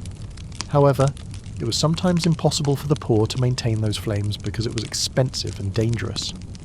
Naturally, the wealthy had no trouble. Their magnificent houses had several fireplaces, each with a consistent supply of coal or aged wood. The bedrooms were kept reasonably warm throughout the night, the libraries were illuminated by steady embers, and the parlours were lit by a warm flickering light. Before dawn, servants kindled fires to ensure that their employers woke up in pleasant rooms, with the aroma of hot tea and buttered bread mingling with the sound of burning coal. Winter warmth was guaranteed for the higher classes, as trustworthy as the hands that provided it. However, heating was a regular challenge for the underprivileged. Coal, the vital force behind the Victorian home, cost a lot during the winter due to increased demand. A household in the slums might save money for a little scuttle of coal, making it last for days by using it sparingly in order to maximise its worth. The fires in these houses were frequently so little that they produced more smoke than heat, causing the room to be filled with suffocating fumes and leaving bodies shivering in the cold. Many households had to scavenge since they couldn't afford coal at all. Children gathered bits of wood from the banks of the Thames or gathered abandoned scraps from workshops. Some people risked arrest or beatings by taking coal straight off delivery vehicles. Others resorted to burning anything they could, including old furniture, rags and garbage, which filled their homes with harmful smoke, but at least created a little warmth. There was always the threat of fire. A single spark might cause calamity in crowded tenement buildings with dry wood and thin walls. For warmth, families huddled around little flames. However, this proximity was frequently fatal. Entire structures were destroyed in unexpected raging fires, while soot blocked chimney flues and light caught on blankets or clothes. In addition to requiring fire, winter increased its dangers. Even harder to come by was heating for those who lived and toiled outside. Tin foot warmers filled with hot coals were used by cabmen to keep themselves warm, and small braziers were used by street vendors to keep their hands moving. Despite their best efforts, however, these makeshift remedies provided little protection against the constant cold, and many workers contracted frostbite and illness. Fire, on the other hand, represented optimism. The glow of hearths and lanterns lit up London's foggy streets in the evenings, creating little havens of refuge from the gloom. The poorest families would still assemble around a fire when they could, sharing stories while extending their hands towards the illumination. Despite its warmth being so faint, it held them together and helped them get through what would have been otherwise intolerable evenings. Winter in Victorian London was marked by the struggle for warmth. Fire was a constant, brilliant servant for the affluent. For the poor, it was a delicate miracle that came about through sacrifice, theft, or desperate ingenuity. Furthermore, the reality of a metropolis split between those who slept in warmth and those who shivered in the shadows could be seen in every flash of fire. Victorian London's winter was a period of misery for many, but it was also a time when people of all socio-economic backgrounds looked for finding solace in entertainment from the gloom and cold. Leisure in a city where adversity came from all directions offered more than just entertainment. It was a chance to survive the soul, to forget, even for a moment, the harsh realities of everyday life and the frigid fog outside. The upper and middle classes had lots of amusement throughout the winter. Theatres flourished with brightly illuminated stages set against the backdrop of darkness. Shakespeare productions, opera performances and melodramas gave the evenings an air of majesty and magnificence. Theatre-going was about more than just art. It was a social custom. Men smoked cigars in heated lobbies during intermissions, while families arrived in carriages wearing thick furs and silk-lined cloaks. These trips were as much about being seen by the elite as about what was seen. The music and warmth were evident in ballrooms and concert halls as well. The season was marked by charity galas, dinners, and dances that kept the social calendars of the upper classes busy. Although the streets of London were covered with frost in silence, chandeliers shone over twirling couples, and the sound of violins drowned out the howling winds. Winter for the wealthy may be glamorous, a time of self-indulgence disguised by cheer. Entertainment for the working class was more modest, but no less important. Pubs that are the hub of social activity throughout the winter. In taverns there was food, warmth and friendship. The hazy atmosphere was filled with the clinking of mugs, laughter and music. For a penny, one may enter music halls where performers sang boisterous tunes, made jokes, or performed feats of acrobatics that drew cheers from the crowd. These locations were bustling, lively and packed, a sanctuary where workers could escape the cold for a couple of hours.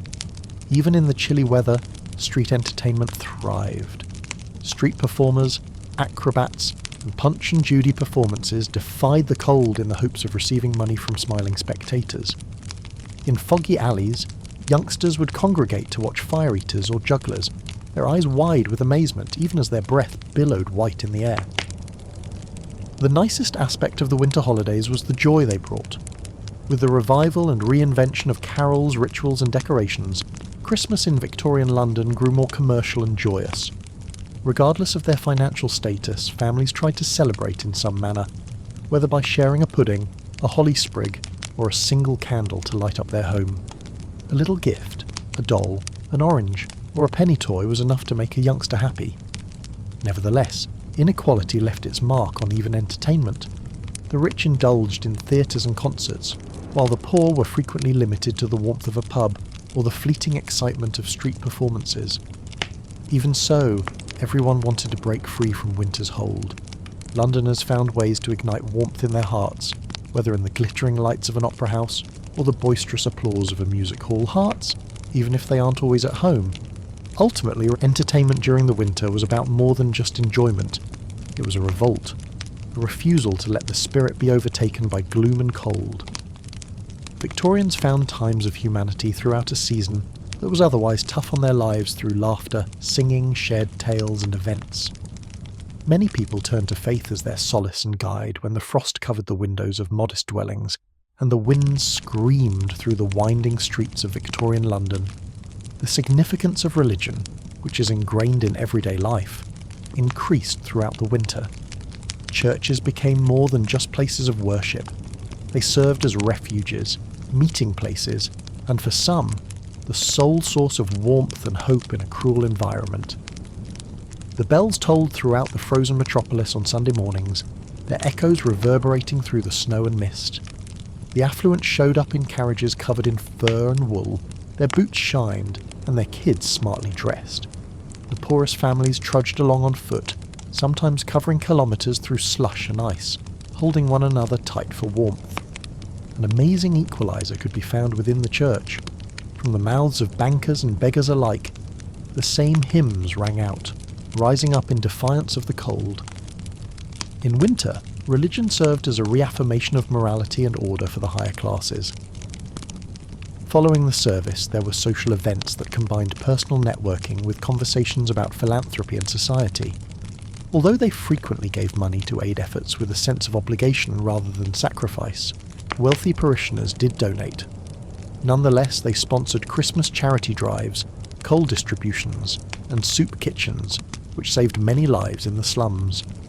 Religion served as a lifeline and refuge for the needy. In addition to sermons, churches provided actual practical assistance, bread, blankets, and warm meals. Missionaries brought both scripture and food to the most desolate communities. Faith was the only anchor preventing despair when hunger and cold became unbearable, and the church door was the only door that was ever open for many families. This role was strengthened by religious events during the winter. Christmas, which became more and more commercialised during the Victorian period, still maintained its strong spiritual essence. Candlelit services radiated a sense of community, while carol singers braved icy streets to spread music that brought warmth into even the darkest alleys. A flicker of fire, a potent sign of optimism in the darkest of nights. Nativity plays and little presents handed out by church charities were a source of awe for underprivileged youngsters who had little else to rejoice. The disparities in Victorian religion were made clear by the contrast between the grandeur of affluent cathedrals and the modesty of parish chapels. However, the same desire lay at the core of each. For light in the gloom, for purpose in the midst of pain, for optimism in the face of death. The hardships of winter gave hymns a more urgent tone and sermons a sharper edge. Although faith didn't warm up icy doorsteps or satisfy empty stomachs, it did give people the resilience they needed. Men and women discovered more than just warmth in churches permeated by the aroma of wet wool and candle smoke. They discovered solace, support, and the hope that life's hardships, no matter how harsh, were not the conclusion of the tale. During the height of Victorian winter, religion served as both a shield and a beacon. It reminded Londoners that even as the outside world became gloomy and lifeless, there was still light to be found in community, in faith, and in the shared act of persevering together. A period of silent misery began as winter tightened its icy hold over Victorian London. However, a season of giving also occurred. As so many people relied on the generosity of others throughout the winter's coldest months, charities and philanthropic endeavours grew in significance. In the winter, the difference between the haves and the have-nots was at its most clear, and philanthropy served as a cure for both, a moral obligation for the affluent and the needy. Charity was frequently seen by the upper classes as an obligation associated with Christian principles and the social structure. Motivated by conscience and reputation, affluent families organised seasonal drives and donated to relief funds. Newspapers published requests for contributions to blanket funds, soup kitchens and coal clubs. Giving may improve one's social position if it is well known, but it made all the difference for the recipients between warmth and frigidity, between life and death. Especially important were the soup kitchens, which were supported by churches, missions, or individual benefactors. Those who couldn't afford food were given bowls of warm soup, bread, and sometimes meat. Mothers hugged their children, labourers tired from their fruitless searches for work, and lines snaked across the snow. They experienced relief for a short while, with generosity warming their tummies. Coal distribution was another lifeline. Coal was bought in large quantities by philanthropists, and little bags were distributed to needy families. Although a coal scuttle may only last for a day or two, during that time it can warm a hearth, dry damp clothing, and soothe chilly fingers. The slums were given blankets that wealthier families had donated, and families huddled together under the tattered yet valuable warmth of these blankets. Charitable organisations became more well known. The ragged schools protected underprivileged kids from the streets during the cruelest season by providing them with food, clothing, and an education. Abandoned children found refuge from the cold in orphanages that were funded by contributions. Organisations like those that sprang up around Christmas made a particular effort to spread cheer among kids who would have otherwise had nothing. They may find comfort in a book, a toy, or even an orange on their darkest days. However, there were also complications in charity. Some donors demanded sobriety or church attendance in return for assistance, insisting that aid be contingent upon moral change. Each loaf of bread or lump of coal that the underprivileged received seemed to carry the burden of judgment. But in the end, the majority of people accepted what they could, because pride had little place in the struggle to survive. The community's resilience was the most striking thing about it. Neighbours who had little to spare still shared scraps of food, pulled pennies for coal, or took in orphan children when possible. Acts of kindness, both large and little, created a fragile safety net in a community that, in other respects, appeared unaffected by the suffering of its most marginalised citizens. Victorian London's winter philanthropy went beyond merely alleviating misery. But it was also about bringing the classes together, even for a short time. It served as a reminder to people of all socio-economic statuses that survival depends on humanity, as well as money. And even if generosity could never completely alleviate the hardships of the season, it kept hopelessness at bay for at least another night by igniting little fires of hope all throughout the frozen metropolis. Victorian London was not just cold in the winter, it was also dangerous. The season brought a rise in sickness, disease, and death, affecting every socio-economic group, with the poor bearing the brunt. Crowding and inadequate hygiene provided ideal conditions for the spread of disease, and hunger and cold rendered people's bodies weaker. The frost outside was reflected by a fever inside for many families. The greatest risks included respiratory ailments. In chilly, unheated houses, pneumonia, bronchitis, and tuberculosis can spread quickly. The impoverished frequently resided in single-room houses where whole families squeezed together and breathed the same polluted air. Their lungs were made worse by the smoke from little coal fires. Furthermore, a simple cough could be deadly due to limited access to medical treatment and fresh air. Children were particularly susceptible. They were malnourished, thinly dressed, and succumbed quickly to the cold that penetrated their bones. The winter fever, known as the flu, spread across London in waves, affecting people of all social classes. However, the underprivileged lacked the luxury of being able to relax in heated rooms with medical professionals at their side, as the affluent could. As disease took their providers, bedridden workers soon lost pay and their families went hungry. When people could afford it, medicine frequently consisted of little more than tonics or patent remedies, the efficacy of which was at best debatable. Despite being linked to summer epidemics, cholera and typhus also occurred in the winter when clean water was scarce. Many people turned to hazardous sources due to ice in the storm and burst water pipes, and frozen privies made hygiene worse in already terrible communities. In some areas, disease was unavoidable as well as a threat. Hypothermia and frostbite both caused deaths in silence. Homeless individuals who had no refuge from the cold were discovered frozen on doorsteps or under bridges. When flames went out and blankets were too thin, even homeowners occasionally died in their sleep. The coroner's records, which were replete with instances of deaths caused by exposure, served as a sobering reminder that warmth was just as important as sustenance. The rhythm of death in winter was sombre. Parish registers recorded spikes in burials, and funeral processions moved with eerie predictability through icy streets. Mass graves were occasionally the only choice in poorer communities because families could not afford separate funerals.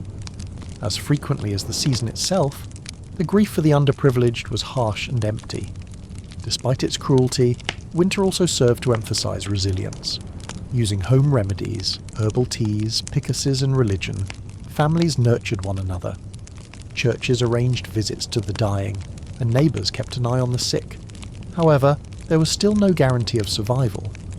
Winter was a season of fear as much as endurance, since the cold killed thousands of people every year.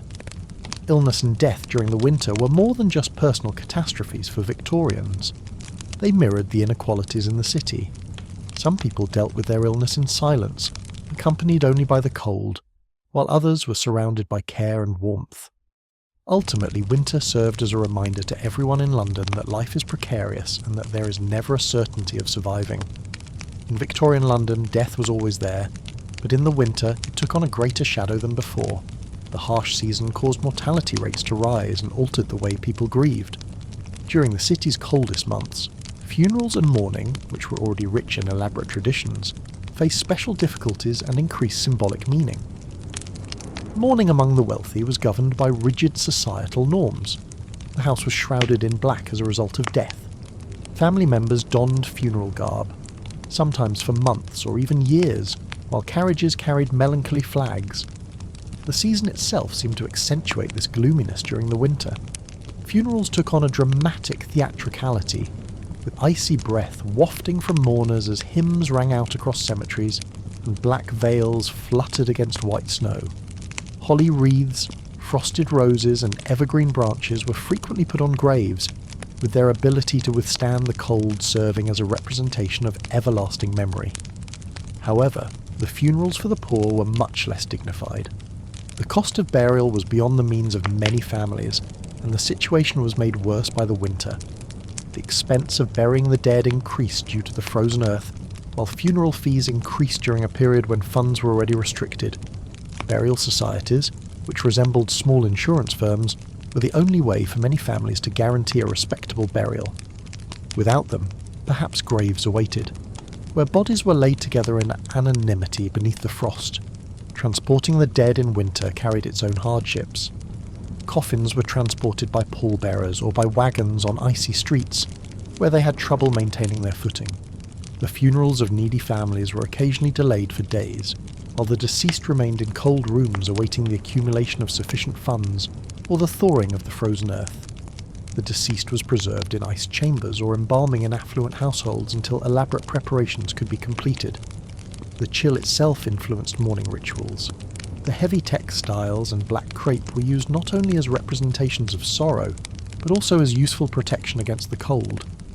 Their sorrow blended with the pain of frostbitten fingers and freezing winds as they moved across the snow in many layers of veils to churchyards. Little coffins were followed by barefoot children whose tears turned to steam in the frigid air. Strangely, Christmas was also a period of increased mourning. For many, the holiday season was a joyful time, but it made the agony of bereavement more acute, and the absence of empty chairs at the table was felt more acutely. To those who had buried loved ones in the previous weeks, even the most upbeat carols rang true. But for Victorians, grief wasn't simply sadness. It was also a kind of perseverance. The poorest households who could not afford ceremony nevertheless commemorated death by placing a sprig of holly next to the corpse and wearing a borrowed black ribbon. A lighted candle in remembrance or around the arm. These minor actions had tremendous significance, upholding dignity in the face of adversity. Funerals and mourning in the winter were clear examples of the dichotomy of the city. The affluent gave their dead a magnificent burial under the frost, while the destitute did so in silence and hurry. However, each in its own manner discovered significance in the severity of the season. The fact that people died during the winter months served not only as a reminder of the fragility of life, but also as evidence of the human need to remember, respect, and to continue forward, even while snow and grief cover the ground. The harsh burden of winter fell particularly hard on women's shoulders in Victorian London. Throughout the winter months, regardless of whether they resided in opulent townhouses or run-down tenements, women faced particular obligations, responsibilities that frequently decided whether families lived or died. Their roles, which varied depending on their social class, demonstrated both the enormous pressure they were under and the fortitude they used to overcome it. Although the home was sometimes only a single room, it was where working-class women's survival began. With amazing resourcefulness, these women made the most of limited resources. Every piece of coal was rationed, every bite of food was maximised. They repeatedly mended clothing, using rags or newspapers to layer garments and protect children from the cold. In order to make sure their kids had anything warm in their tummies, mums frequently skipped meals for themselves. Their constant companions were hunger and frost. However, they persisted, driven by the urgency of their needs. In the winter, laundry, which is already a difficult chore, became unbearable. With hands raw and bleeding from the cold, women cleaned clothes in icy water. Women were forced to dry their clothing inside because it froze and became rigid on lines hung outside in the frigid air, which contributed to their illness and misery. Nonetheless, they toiled for clean clothing, which was necessary for both survival and respect. Additionally, a large number of women worked outside the home as seamstresses, street vendors, or largesses. These occupations yielded little wages while exposing women to the environment every day. They sold flowers, matches, or inexpensive knickknacks, frequently in the company of children, with their fingers numb from the cold and shawls covering their bodies. Such employment was not an option for single mothers and widows. This was the only way to ensure the survival of families. Wealthier women had a different set of responsibilities, but they were still important. They were in charge of managing the servants in the big homes, making sure that the fires kept burning continuously, and that there was plenty of food available. They saw winter as a time for charity and giving. Women formed coal drives, sewed blankets, and frequently gave food to the needy via church networks. Despite being cushioned by wealth from their difficulties, they were still burdened by the expectation that they should be protectors of domestic warmth and representatives of compassion. The vulnerability of women to exploitation was also increased during the winter. With numerous women compelled into the streets to make a living for food or shelter, prostitution increased throughout the chilly months. Some were just youngsters, and their choices were driven by need rather than desire. Others were stuck in abusive marriages or exploitative jobs, unable to leave because their very survival depended on retaining even the slightest bit of stability. However, despite the difficulties, women were frequently the mainstay of resilience. They were the first to get up, fetch water, or put out fires before sunrise. By candlelight, they were the last people to take a break, fixing garments long after everyone else had gone to bed. They also bore the emotional strain of soothing hungry children, supporting sick husbands, and maintaining family stability at a time when it seemed that everything else was about to give way under the weight of winter. Really, the survival of many Victorian families depended more on women's tenacity than on men's wages. Though society regarded their work as unseen, it was actually the force that kept homes running during the winter. This reality was made abundantly obvious by winter. Women were not just passive figures in the home, they were active fighters against the cold, hunger, and hopelessness. Children experienced the harshness of Victorian London's winters more acutely than any other group. Their little bodies were ill-prepared to endure the bitter cold, and their lives, which were already precarious in an era of child labour, poverty and sickness, got worse.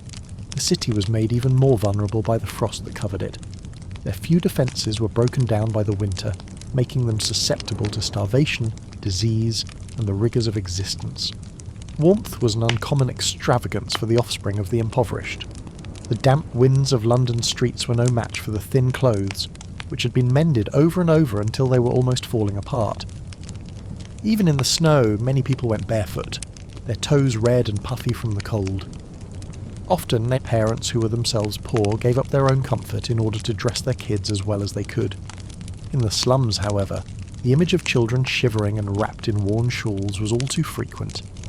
Even during the winter, children continued to work.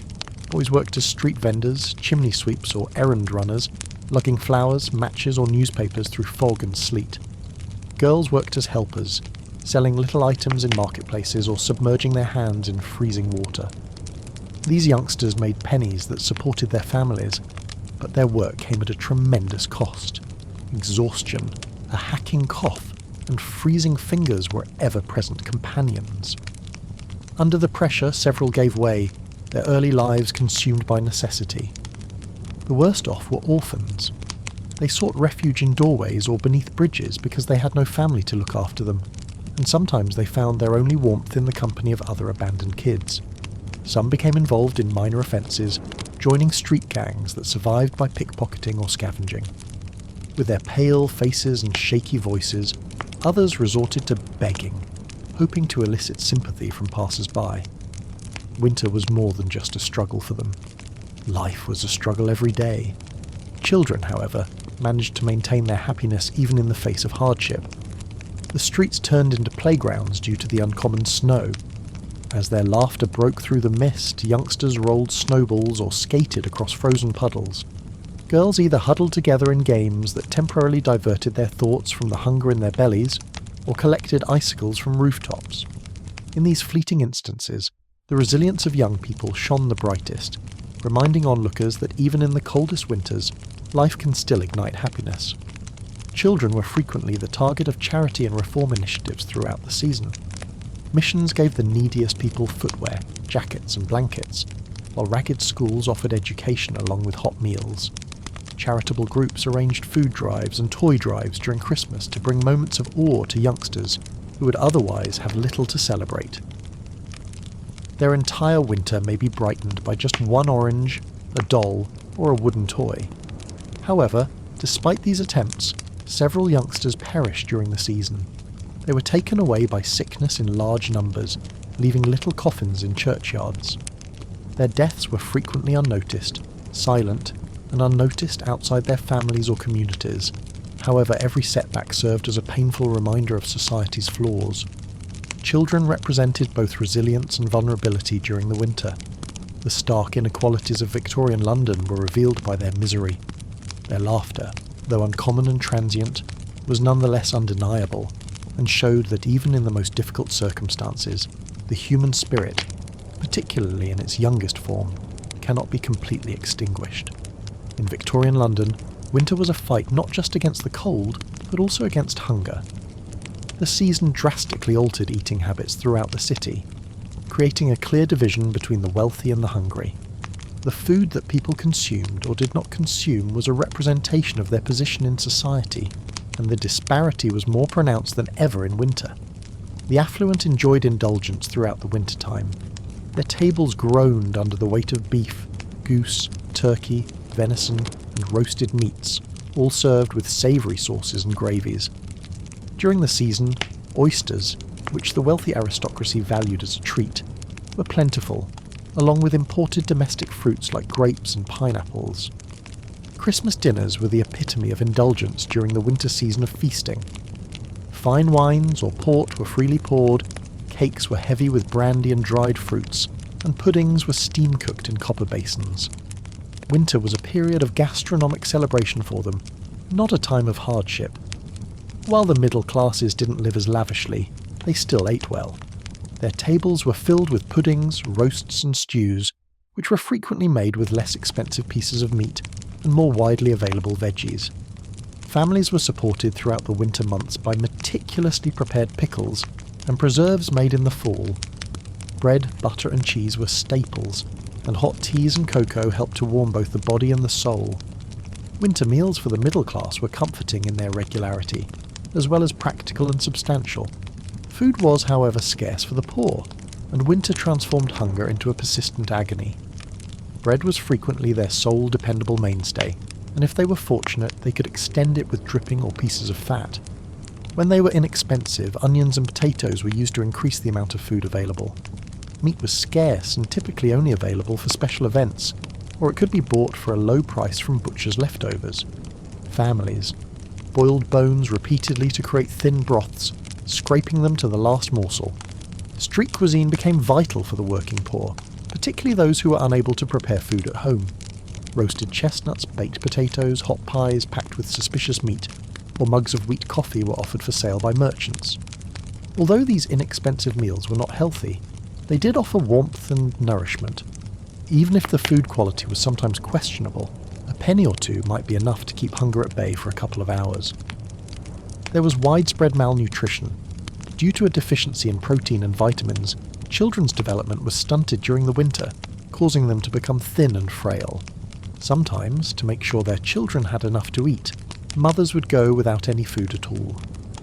Soup kitchens were frequently used by the poorest individuals as a source of relief, providing bread rolls and a thin broth, but never plenty. Even the underprivileged experienced a rare moment of respite during Christmas. Thousands who would have otherwise gone without received special meals of roast beef, plum pudding and bread from charitable groups.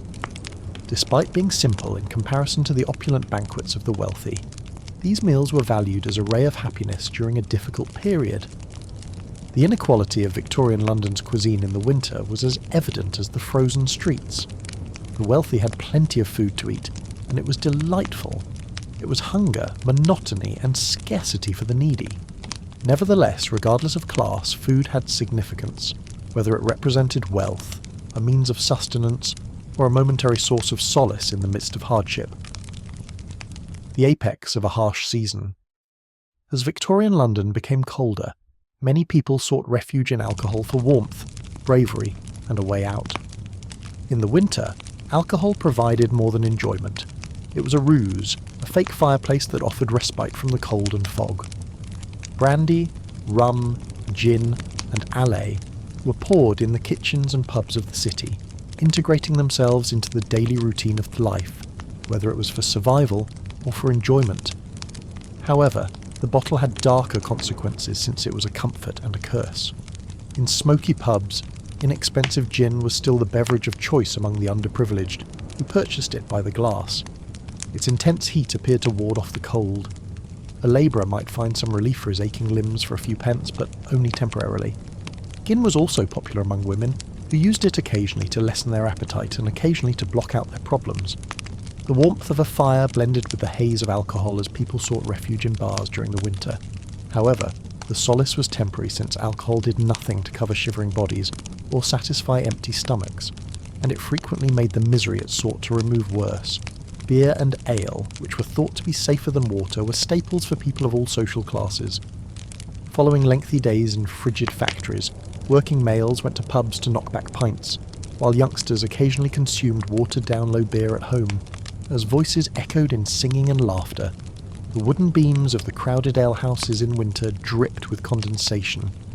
The drink provided warmth as well as companionship, a chance for fellowship when life outside was harsh and depressing. Alcohol was enjoyed by the middle and upper classes in a different way. During the winter, spiced cider and mulled wine were common beverages at social gatherings. The scent of cinnamon and cloves adds joy to parlours. Christmas meals included rum and brandy, which were either drunk by the fire or poured generously into desserts and pastries. Gentlemen withdrew to smoking rooms to enjoy cigars and whiskey, while port and cherry-closed winter banquets were held in lavish dining rooms. Drink for them was not an escape, but rather an enhancement, a symbol of hospitality, elegance, and pleasure. However, winter drinking may hide sorrow and loneliness even in wealthy households. The glass of brandy or port was more of a source of comfort for the elderly or widows during the long, gloomy evenings than a celebration. Although the causes for drinking and the effects were frequently quite diverse, alcohol in its various forms served as a link between classes. The social costs of winter drinking were significant. In poorer neighbourhoods, where gin shops and pubs provided a warmth that homes could not, intoxication was widespread. Alcohol's fake heat contributed to an increase in fights, robberies, and domestic abuse during these months. These problems were seized upon by reformers and temperance organisations who claimed that drinking was not a remedy but rather a toxin that made the situation of the poor even worse. They used their rallies and pamphlets to paint vivid images of families going hungry, while fathers wasted their wages in gin establishments. And yet, despite the warnings, alcohol continued to be linked to survival. Sometimes, the only way people could tolerate the harshness of winter was with a mug of malal, a sip of gin, or a tankard of beer. Depriving the poor of their beverage was akin to denying them a fleeting spark of solace, regardless of how harmful it may be in the long run. Ultimately, alcohol was both a treatment and a threat during the Victorian winter. It raised spirits while also increasing depression, and it warmed bodies while destroying families.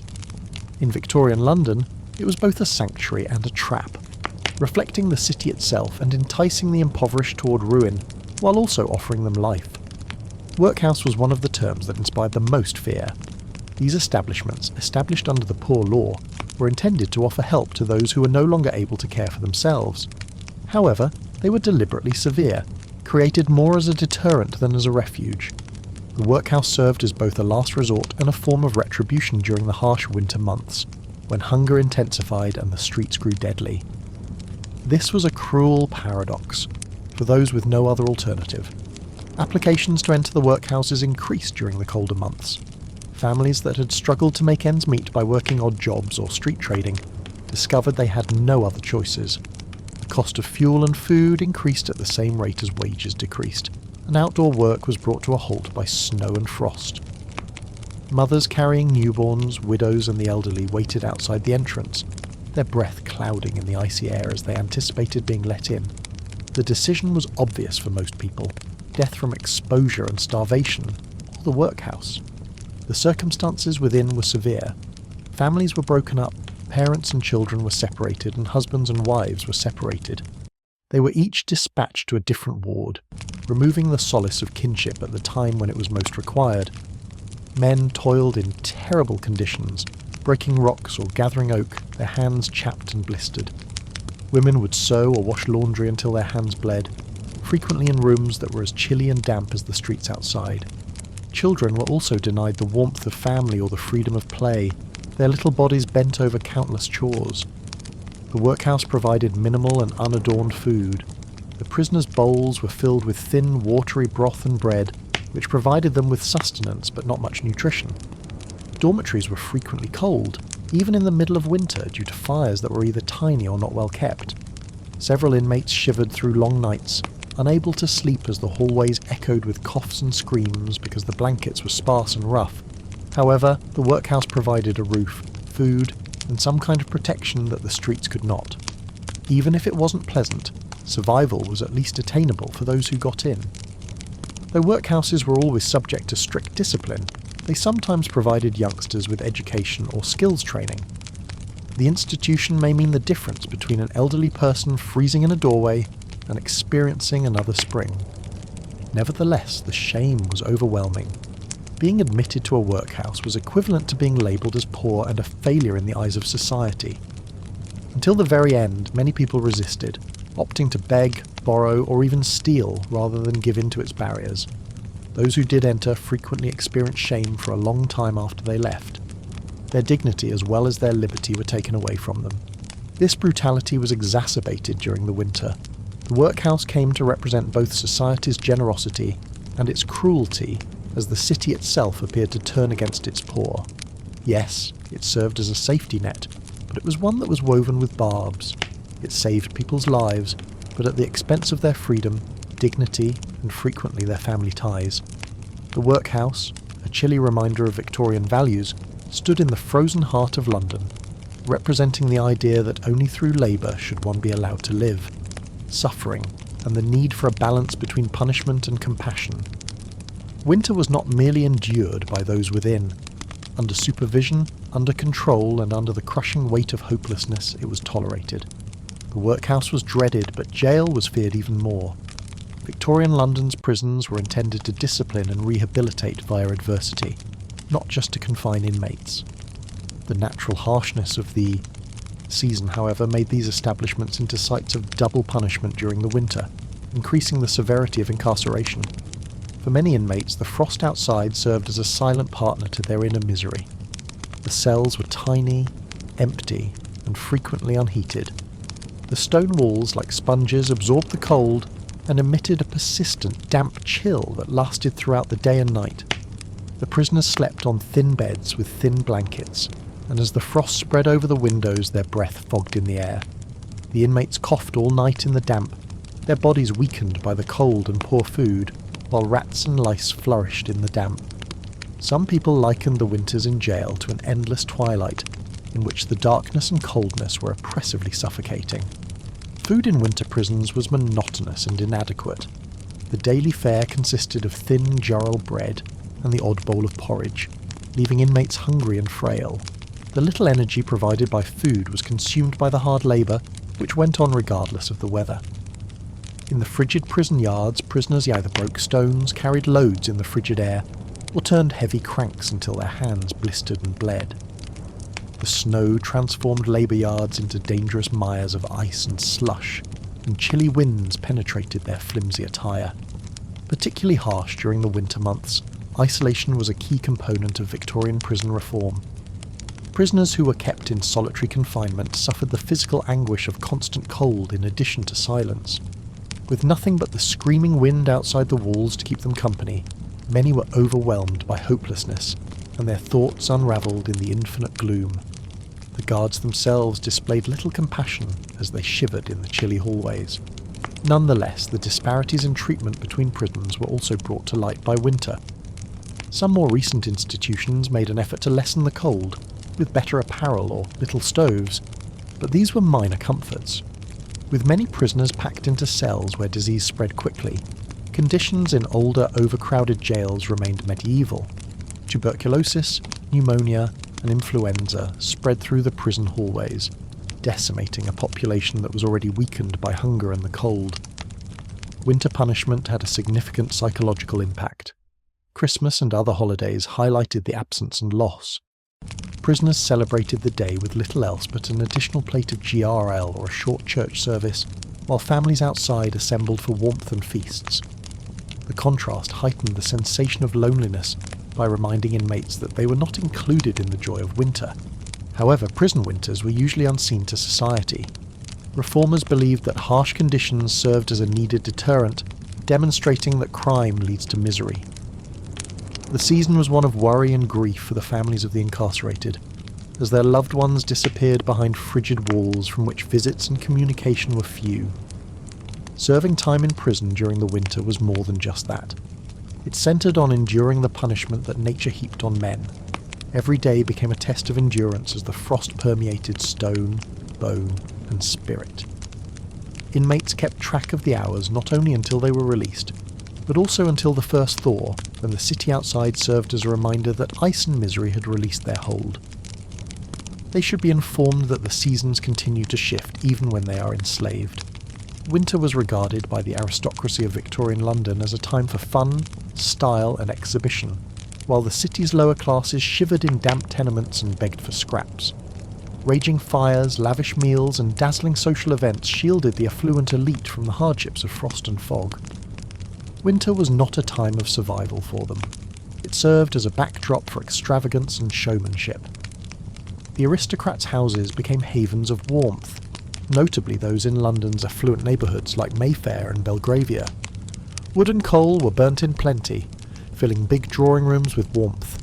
Excellent carpets made the icy floors softer, and thick curtains kept out draughts. Their money enabled them to turn the cold into a warm environment where they could enjoy the severity of the season from a secure vantage point. The frost on the windows turned into a lovely ornament instead of a menace. The winter lives of the aristocracy were centred on fashion. Ladies wore velvet dresses, some of which were lined with silk and trimmed with fur, along with gloves, muffs and elaborate hats that were as much about aesthetics as about functionality. Men wore top hats, canes and thick greatcoats, guaranteeing that their attire would maintain its projected refinement in the carriage and at soirees, even in the extreme cold.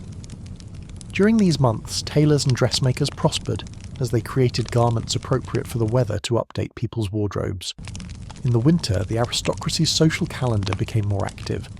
They spent their nights attending balls, operas and exclusive dinner parties. The affluent settled into their seats for plays, concerts and operas as London's theatres sparkled with chandeliers. These meetings were more than just fun. They served as a means of showcasing wealth, fortifying relationships and raising social status. Winter was not about surviving the cold for the wealthy. Rather, it was about making the most of it, turning hardship into a chance for greatness. Outdoor recreation was also a factor. As horses walked through snow-covered parks along ice paths, wealthy families rode in carriages wrapped in fur. Some estates beyond the city even permitted ice skating on frozen ponds, where women glided gracefully while men displayed their athleticism. The countryside remained the site of shooting parties and hunts, where the clear air and white scenery gave the aristocratic activities a theatrical backdrop.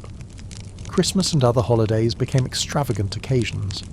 The fashion for elaborate Christmas trees imported from Germany and covered with candles, decorations and presents was established by aristocrats. The feasts were sumptuous, with tables bending beneath the weight of roasted meats, unusual fruits and brandy-drenched puddings. Aristocrats occasionally held lesser festivities for their renters and servants as a show of kindness that solidified their role as kind protectors of tradition. Giving money to charity became popular as well. During the worst weeks, many affluent families contributed to orphanages, coal clubs, or food distribution to the less fortunate. Although these actions were kind, they were also well-rehearsed performances that emphasised the disparity between affluence and want. For the aristocracy, charity was as much a responsibility as a means of improving their public image, at a time when inequality was at its worst. Winter was a canvas for the elite to portray their wealth and leisure with strong strokes. While the aristocracy indulged in luxury, entertainment and pageantry, the poor struggled with hunger, frost and hopelessness. They had no reason to be afraid of winter. London's cold was transformed into another platform upon which their privilege could shine, making it a season to relish. In Victorian London, science and superstition were frequently at odds. The winter months provided the best evidence of this. The disease struck both the affluent and the impoverished, as fog grew thicker in alleyways and frost-covered roofs. The solution, according to doctors, scientists and charlatans, was theirs. While some attempted to use the newest findings in medical science, others advertised miracle treatments that offered hope, but provided little more than false solace. Winter was a time for experimentation and exploitation, as well as misery. The cold months saw an increase in respiratory infections, pneumonia, bronchitis, influenza, and the dreaded tuberculosis, which the Victorians referred to as consumption. The causes were the subject of endless discussion among doctors. Believing that sickness was spread by foul air that lingered in the fog, some people held to the miasma theory. Although it took some time for it to be widely accepted in Britain, others began to adopt the new germ theory developed by Louise Pasteur and Robert Koch. As the city dealt with epidemics that appeared to get worse every time there was a frost, this conflict of ideas influenced both therapy and prevention. The remedies utilised by physicians were a combination of ancient and contemporary methods. Despite being increasingly challenged by more scientific methods, some people continued to employ bleeding and purging. For chest infections, patients were given mustard plasters, quinine, and cod liver oil. Bed rest and cold compresses were prevalent for fevers, but neither was very effective in stopping the virus from spreading. Doctors would visit affluent households to provide warm diets, lots of rest, and occasionally pricey tonics that were thought to help the body combat the season's risks. But during the winter, quackery flourished. There were patent medicine merchants and apothecaries lining the streets of London, selling bottles of wonder elixir. These mixtures, which frequently contain alcohol, opium, or just coloured water, claimed to treat coughs, colds, and consumption. They gave hope to desperate families at a cost, even if that hope was empty. The thriving market for winter remedies was fueled by newspaper advertisements touting accounts of miraculous recoveries. Meanwhile, the seasonal strain put a strain on hospitals. Patients with frostbite, influenza and malnourishment overwhelmed the charity wards. In London, St Bartholomew's Hospital, among others, turned into a battleground where physicians experimented with therapies and novel concepts. But even here, resources were scarce. Winter brought overcrowding, and many underprivileged patients were turned away. Luck played as significant a role in the survival of those admitted as medicine did. The winter catastrophe was used by reformers to advance their agenda. They highlighted the quick spread of disease in damp, overcrowded tenements and made the case for improved living conditions, sanitation, and clean water access. Although reform came slowly and their efforts resulted in gradual improvements, many more winters went by before the impact of reform could be quantified. The typical Londoner relied on a combination of homemade remedies, folk cures, and faith for winter medicine. Families would rub campers on their chests, brew herbal teas, or breathe in steam from simmering pots. Reformers handed out brochures on hygiene and ventilation, whereas churches encouraged prayer as a means of defence against disease. People took every precaution they could to safeguard themselves from the season's unseen dangers in the absence of certainty. Victorian London's winter was more than just about tolerating the cold. It was about navigating a healthcare system that was torn between innovation and tradition. The season demonstrated how far science has come, and how vulnerable a society is when it is still learning the fundamental facts about illness. Ultimately, survival frequently depended on sheer tenacity, good fortune, and the slim chance that spring would bring respite rather than on remedies or doctors. Many Victorians found comfort in religion during the worst months of the year, when hunger went unaddressed, disease spread, and the cold seeped through every crevice. In the winter, religion evolved beyond ceremony. It served as a source of identity, hope, and even endurance. London was covered with churches, chapels, and missions, and their bells broke through the fog to remind the city that there was the promise of something greater beyond the cold and misery. Religion frequently served as their only refuge for the underprivileged. In addition to sermons, mission halls provided companionship, blankets, and hot soup. The clergy encouraged their congregations to persevere through adversity as a test of their character and faith in their sermons. Church services in the most disadvantaged neighbourhoods were lifelines where men and women could spend a few moments relaxing their fatigued bodies in warm pews if they were fortunate, simply to flee the harsh streets outside. Christmas served as the season's main spiritual foundation. For the wealthy, it was celebrated with magnificence. Exquisite services in candlelit churches, carol-singing choirs, and elaborate decorations that replicated their own home feasts. Christmas was frequently the only celebration of the year for the needy, supported primarily by charity. By providing youngsters with food, clothes and toys, churches transformed religious practice into real aid. The gulf between rich and poor lessened, at least for one day, under the banner of shared ritual. Winter sermons held a certain significance. Preachers used the metaphors of light in darkness, of warmth in cold, and echoed biblical promises of redemption. The fog and frost outside became metaphors for sin, poverty, and despair. The church presented itself as the everlasting hearth, but the hymns sung in the middle of winter carried a mix of sadness and perseverance, with their words soaring over the crackling of muffled coughs from congregations and fires. Faith during the winter was associated with respectability for the middle and higher classes. Attending church on a regular basis was more than just a religious obligation. It was also a social expectation and a demonstration of moral rectitude. Even as they went back to cosy parlours and laden tables, their gifts to local charities helped solidify their image as kind guardians of society. Their winter religion combined social performance with devotion. The season itself was brimming with religious imagery. Evergreen wreaths, candles, and nativity displays decorated homes and churches, connecting the cold, dormant planet to the promise of rebirth. These icons reminded many people that life continued even when the outside world appeared dead, helping to mitigate the gloom of winter. However, Victorian London's faith was not without its conflicts. Some wondered why a righteous God would allow so much misery to continue in the frigid slums. Radical preachers and reformers contended that authentic Christianity called for addressing systemic poverty, not merely preaching patience. The inequality was most evident during the winter months. when the rich abandoned churches in warm furs while the destitute huddled outside their doors, and this fueled these discussions.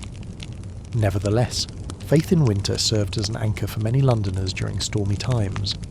People looked for warmth for their souls when their bodies were cold, regardless of whether they were in magnificent cathedrals or simple chapels.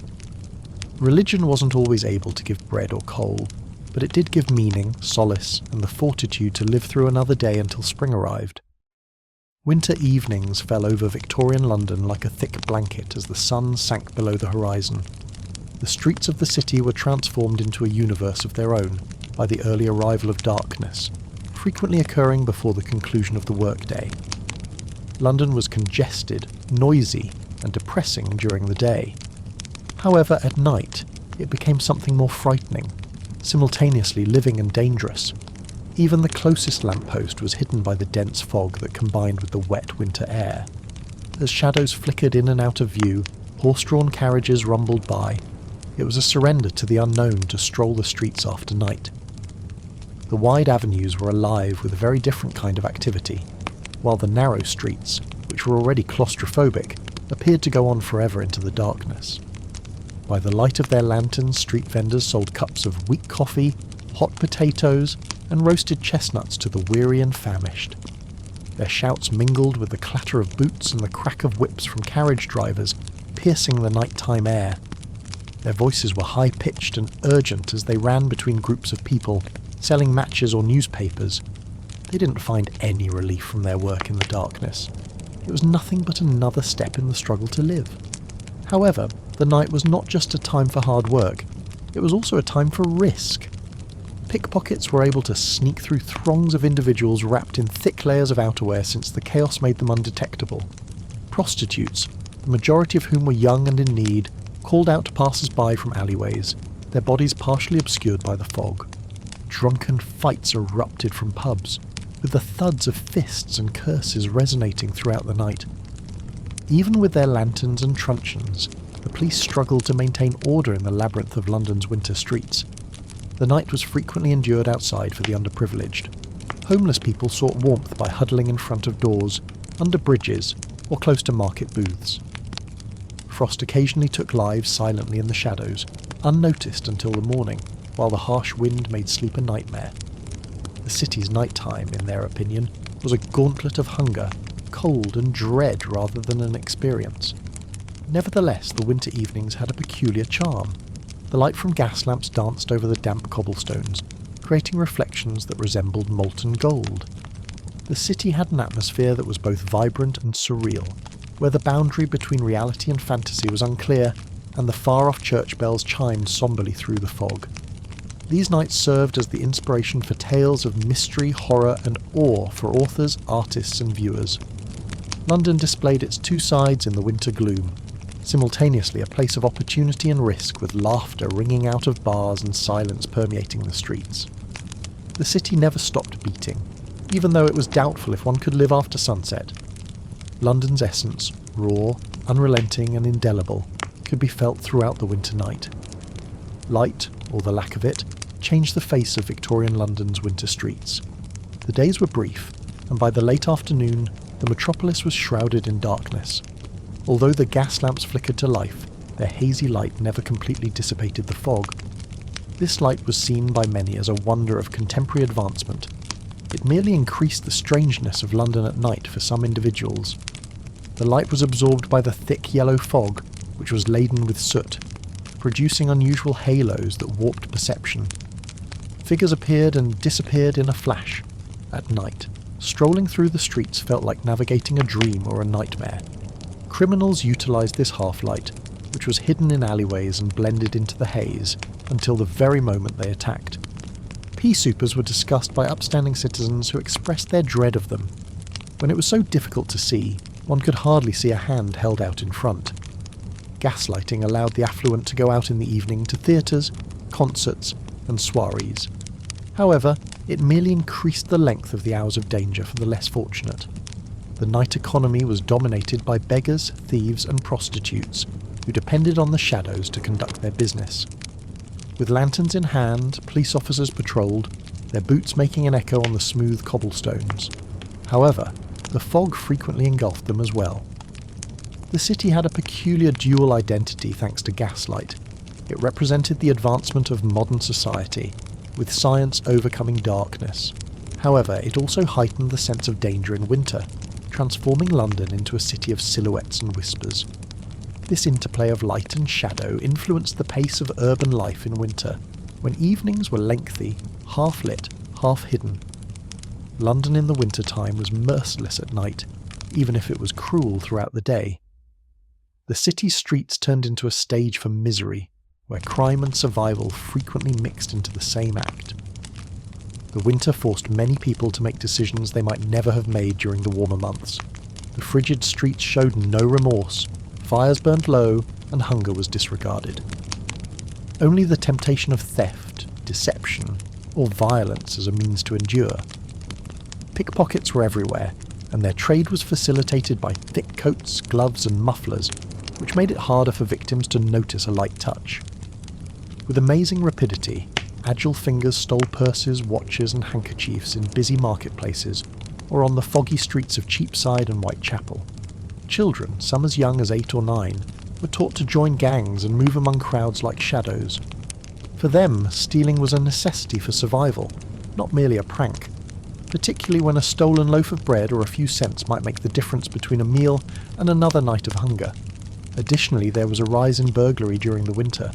The long nights provided cover, and the extreme cold frequently made it simpler to break into unguarded businesses and houses. The windows of pawnbrokers, which were filled with merchandise, were tempting targets. Some individuals, who were too afraid to steal openly, were forced into minor offences like selling stolen coal, removing iron from fences, or collecting wood from building locations. Fuel became as valuable as gold in a community where heat was a kind of wealth. Because of the darkness and the harsh weather, prostitution became an increasingly dangerous trade for women and girls. The dangers of violence, illness, and arrest were always there, but clients were seeking warmth and companionship as much as enjoyment. Winter transformed the lives of these women, who were left widowed or abandoned with few other options, into a relentless struggle for survival. The season also resulted in street violence. Cheap alcohol and the accompanying short tempers brought on by adversity caused drunken brawls outside gin stores and pubs. The night air was filled with the sounds of robberies, assaults, and knife fights, as the fog muffled witnesses and shielded perpetrators. The Metropolitan Police, which was still in its infancy, had trouble maintaining law and order in the vast, maze-like streets. The tide of crime frequently outnumbered and outpaced their blue-coated bodies, lanterns in hand. Sometimes crime was the only option available to those without homes. Both men and women, shivering and hungry, took the chance of committing little crimes in order to get a night's lodging in jail, where at least they could get a bed and a meal. The law turned into a haven of last resort in this sad irony. Purposely seeking arrest may be necessary for survival during the winter, but resilience persisted even in this environment of shadow and survival. In the slums of London, where they established weak communities, some impoverished Londoners formed groups for protection, sharing food, protecting each other, and taking care of one another. With every tale of crime, there was one of endurance, of families huddling close, of neighbours sharing coal, of strangers helping strangers survive another freezing night. Crime during the winter in Victorian London wasn't just sinfulness. Desperation took shape. Every theft, altercation, or deception was the result of hunger, frost, and the fundamental human urge to live. Winter frequently shifted the balance in the unending conflict between morality and necessity, transforming the city into a battlefield and a hunting ground for its poorest residents. People yearned for moments of escape as well as warmth and food during the harsh winter months in Victorian London.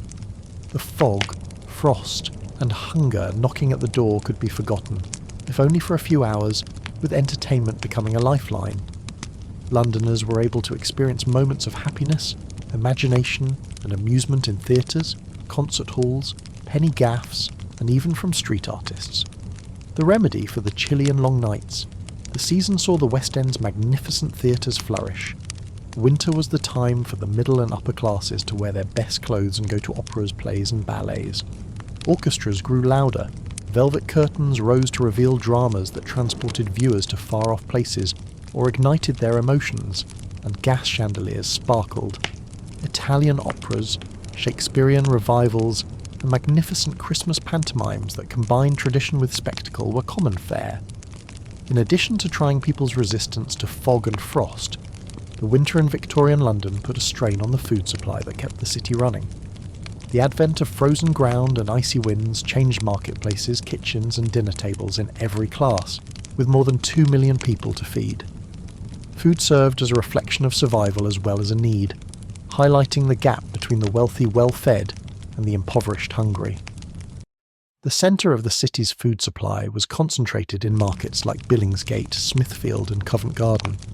Even when traders' breath turned into clouds in the frosty air, these centres were busy from sunrise throughout the winter. With their hands raw from cold water, fishmongers used knives to hack at frozen cod and eels. However, butchers showed frost-hardened carcasses, and their knives shone in the faint light as they sliced pieces for their clients. Farmers from the rural areas brought whatever crops they could salvage. Potatoes, cabbages and turnips can tolerate the cold. However, there was always the possibility of scarcity. Frost ruined crops. The lack of pasture caused the animals to get weaker, and rural transportation was hampered by the snow. This resulted in rising prices and made even fundamental necessities unaffordable for the underprivileged. The day's pay could only cover a pound of coal or a loaf of bread, leaving little money for meat, milk or veggies. Many families eked out a living by eating little soups that were supplemented with bits of bone or cabbage leaves.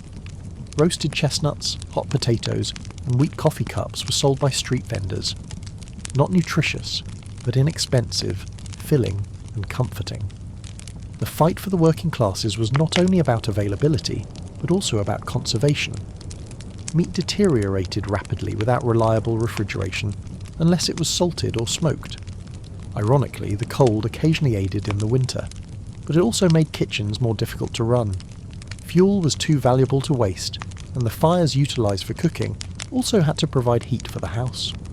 Before the embers in the fireplace died down, meals were usually basic and consumed fast. The rich, on the other hand, transformed winter into a time of culinary delight. Their kitchens were filled with exquisite roasts, puddings and pies, all garnished with imported delicacies like oranges, spices and sugar. In response to their needs, markets offered oysters from the coast, venison from estates, and foreign fruits. The splendour of Christmas meals was most apparent in the tables groaning under the weight of goose, plum pudding, and brandy-soaked treats, while the majority of the city went hungry. In public, the rift was clear. While one youngster paid a penny for a stale crust and disregarded it, another could be seen staring at the window of a bakery, where decadent pastries gleamed with sugar.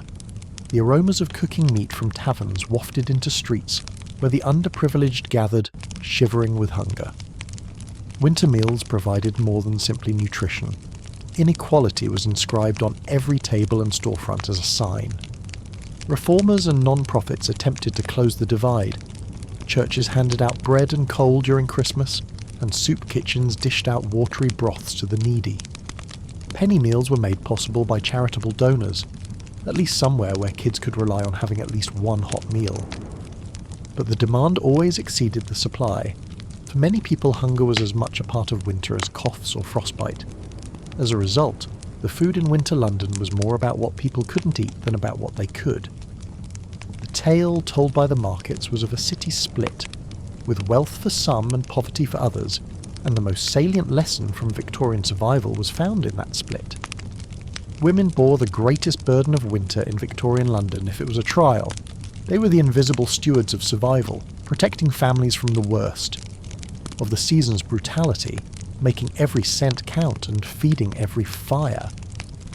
Women had duties beyond domestic tasks, and their hard work and tenacity frequently determined whether a family would survive or perish, regardless of whether they were wives, mothers, daughters or widows.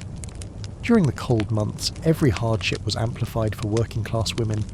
If there was fuel available, they started fires before daybreak and cooked what little food they could find.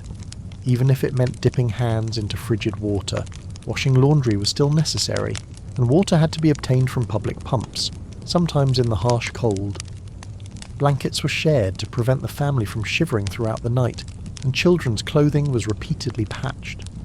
Women were inventive, trading favours with neighbours to make ends meet, turning rags into quilts and reusing scraps. Additionally, many made direct contributions to the family's income. Some people worked long hours for very little money, providing sewing, mending or laundry services to affluent households. Others remained for hours in the cold, selling flowers, fish, hot beverages, and other items in the marketplaces. Particularly susceptible were widows and single women, who were frequently compelled to work as street vendors or as household help in order to make a living. For many, the distinction between respectable work and extreme actions became hazy with prostitution, and an ever-present fallback during desperate times.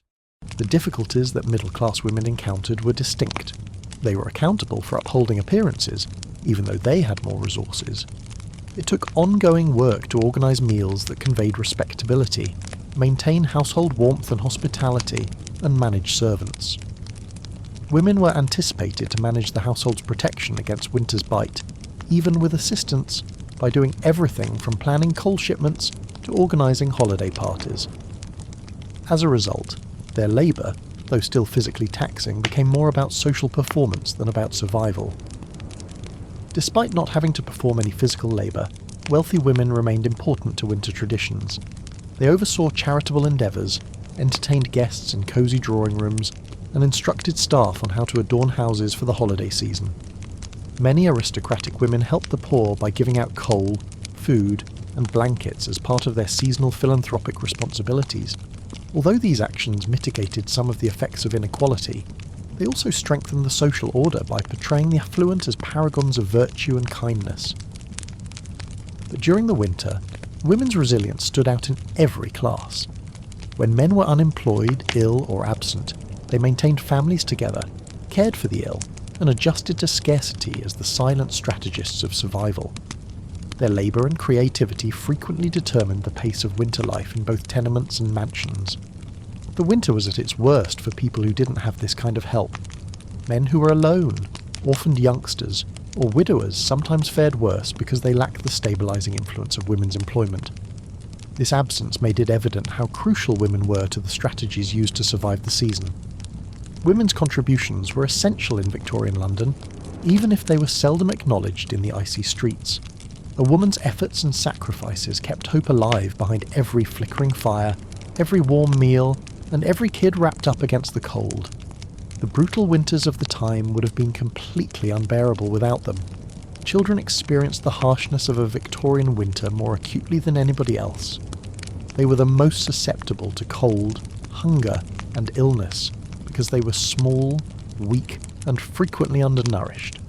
For thousands of the city's youngest, the season was about sheer endurance rather than holidays and joy.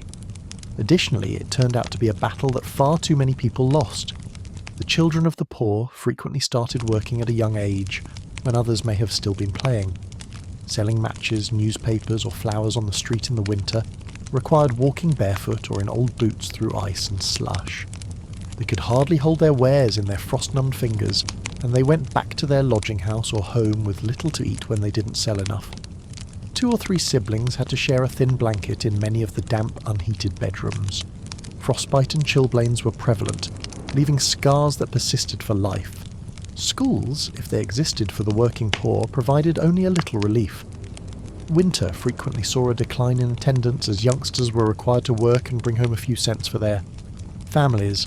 Some of the students who did show up occasionally copied down lessons onto slates while shivering in unheated classrooms, their breath visible in the air. Private schools and tutors provided warmth and protection for more affluent youngsters, but there were significant disparities between classes. The same season that brought snowball fights and skating, to some also brought hunger and disease to others. During the winter months, disease was a relentless hunter of youngsters. In crowded schools and homes, measles, whooping cough, pneumonia and influenza spread quickly. Thousands of people die from tuberculosis, the silent killer, every year, with the majority of victims being young. A simple ailment might be fatal for underprivileged youngsters who are already weakened by hunger.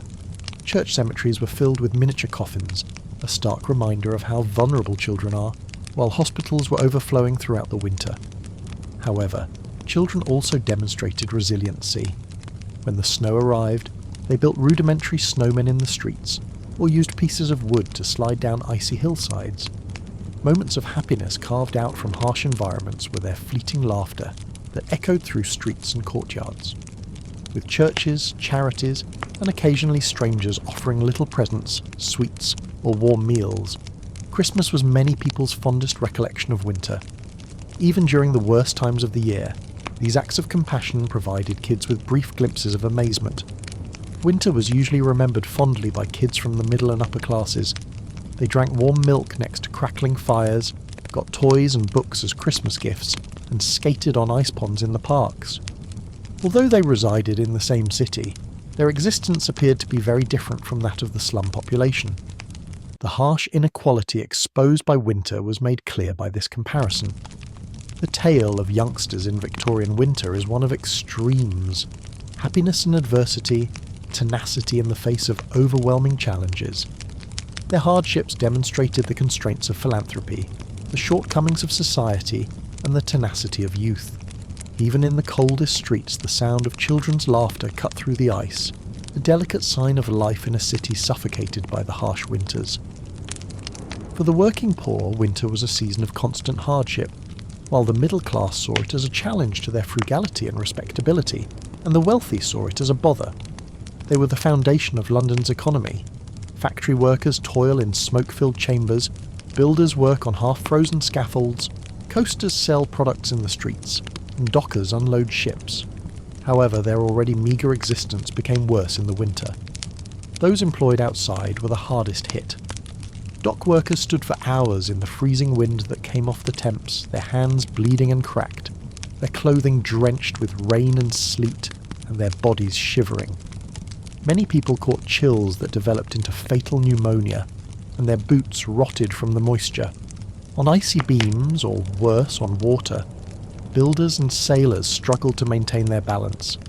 The cold gnawed at their bones as they burrowed through frozen soil. Even under the best circumstances, the job was hazardous. It turned into a game of chance with death in the winter. Costermongers were street vendors who braved the weather every day with barrows of vegetables, fish, or fruit to sell on London streets and in its marketplaces. On stormy days, they could sell nothing at all, and their earnings were meagre. Despite this, they still had to pay for food and rent, so they yelled into the fog, their voices vying with the din of carts and the cries of other traders. Roasted chestnuts or a few hawked hot potatoes, which they carried with them as a source of both income and a little heat from the flames. Although factories provided some protection from the weather, they also had their own problems. The windows were closed to the cold, and the air was heavy with moisture, smoke and dust. Workers suffered from stiff, sore limbs and lengthy workdays in the dull gaslight. Winter was not a season to be braved outside for the women and children in these factories. Rather, it was a time to breathe stale air indoors that depleted their energy as much as the frost. The spectre that tormented all workers throughout the winter was unemployment. Bad weather caused crops to fail, disrupted transportation, and stopped building, leaving many people unemployed. Missing a single paycheck might result in eviction, starvation, and the workhouse. Men waited at building locations and dock gates, hoping to be selected for a day's labour. The frigid dawn caused clouds to form from their breath. Those who were left standing as others were selected slowly made their way home empty-handed, fearing the expression in their children's eyes. Sheer fortitude was the foundation of existence for many of the working class. They made do with bread, tea, and the odd piece of meat, burning bits of wood for fuel and mending their boots with rags. Women made extra money by doing housework, washing, or sewing. As soon as kids were able to walk and carry things, they joined the family's battle, selling matches, cleaning roads, or taking care of their siblings while their parents worked. In spite of the difficulties, the underprivileged were united. The meagre resources that neighbours had were shared, be it a crust of bread, a handful of coal, or a spot close to a fire. Despite being frequently viewed as havens of immorality, taverns offered warmth and companionship, a respite from the constant cold. The collective endurance of those who had few other resources made winter bearable, not simply because of individual fortitude. Winter was more than just a season for the working class. It was an annual test of endurance. Every year brought the same challenges, the same cold, and the same desperate attempts to figure out how to make ends meet with fuel, food, and salaries.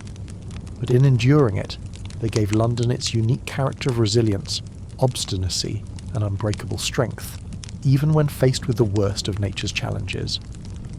Londoners could finally take a breath as the last embers of winter fires waned and the first spring buds started to appear, signalling the end of the harsh winds. The clouds vanished, life appeared a little bit simpler, and I gave up. However, the scars of the season remained, imprinted not only on bodies weakened by hunger and disease, but also on the collective memory of a nation. The city is segregated by class and circumstance.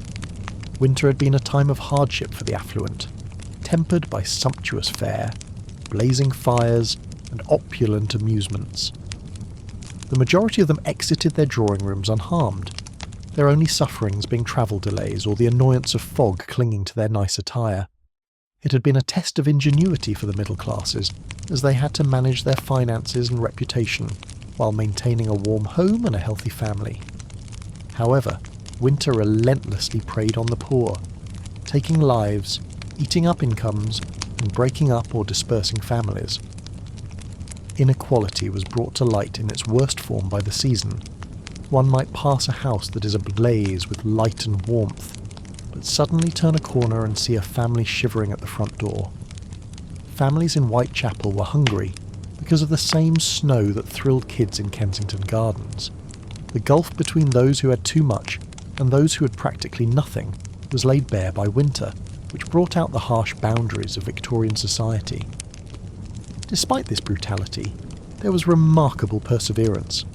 Families devised strategies for getting by, sharing meals with neighbours, stitching old clothes into quilts, and holding on to rituals like Christmas that provided moments of happiness in the face of hopelessness. Women used their ingenuity to maintain their households. Children demonstrated resilience in the face of hunger and cold, while communities found support from one another. Winter was a period of solidarity as well as hardship. Even reformers were aware. Discussions on housing, hygiene and labour rights were sparked by the plight of the poor during the winter months. Charitable organisations increased their scope. Additionally, it laid the groundwork for future social changes, even if the progress was gradual. Increasing understanding that society cannot afford to disregard its most marginalised people was aided by the harsh realities of winter. In retrospect, Victorian winters serve as a reminder that survival was never certain. It was gained through hard work, sacrifice and tenacity on a daily basis. They also serve as a reminder that the comfort of some was frequently constructed on the backs of others' hardships. The bite of winter revealed both how fragile human life is and how strong the human will is. One fact becomes apparent as we think about those long, terrible months in 19th century London. Winter was more than simply the weather. It reflected society, showing us who prospered, who struggled, and who persisted. And we can still see echoes of that reflection in the mirror. In our own world today, where inequality still exists and where the ability to endure is frequently more important than warmth and money for survival,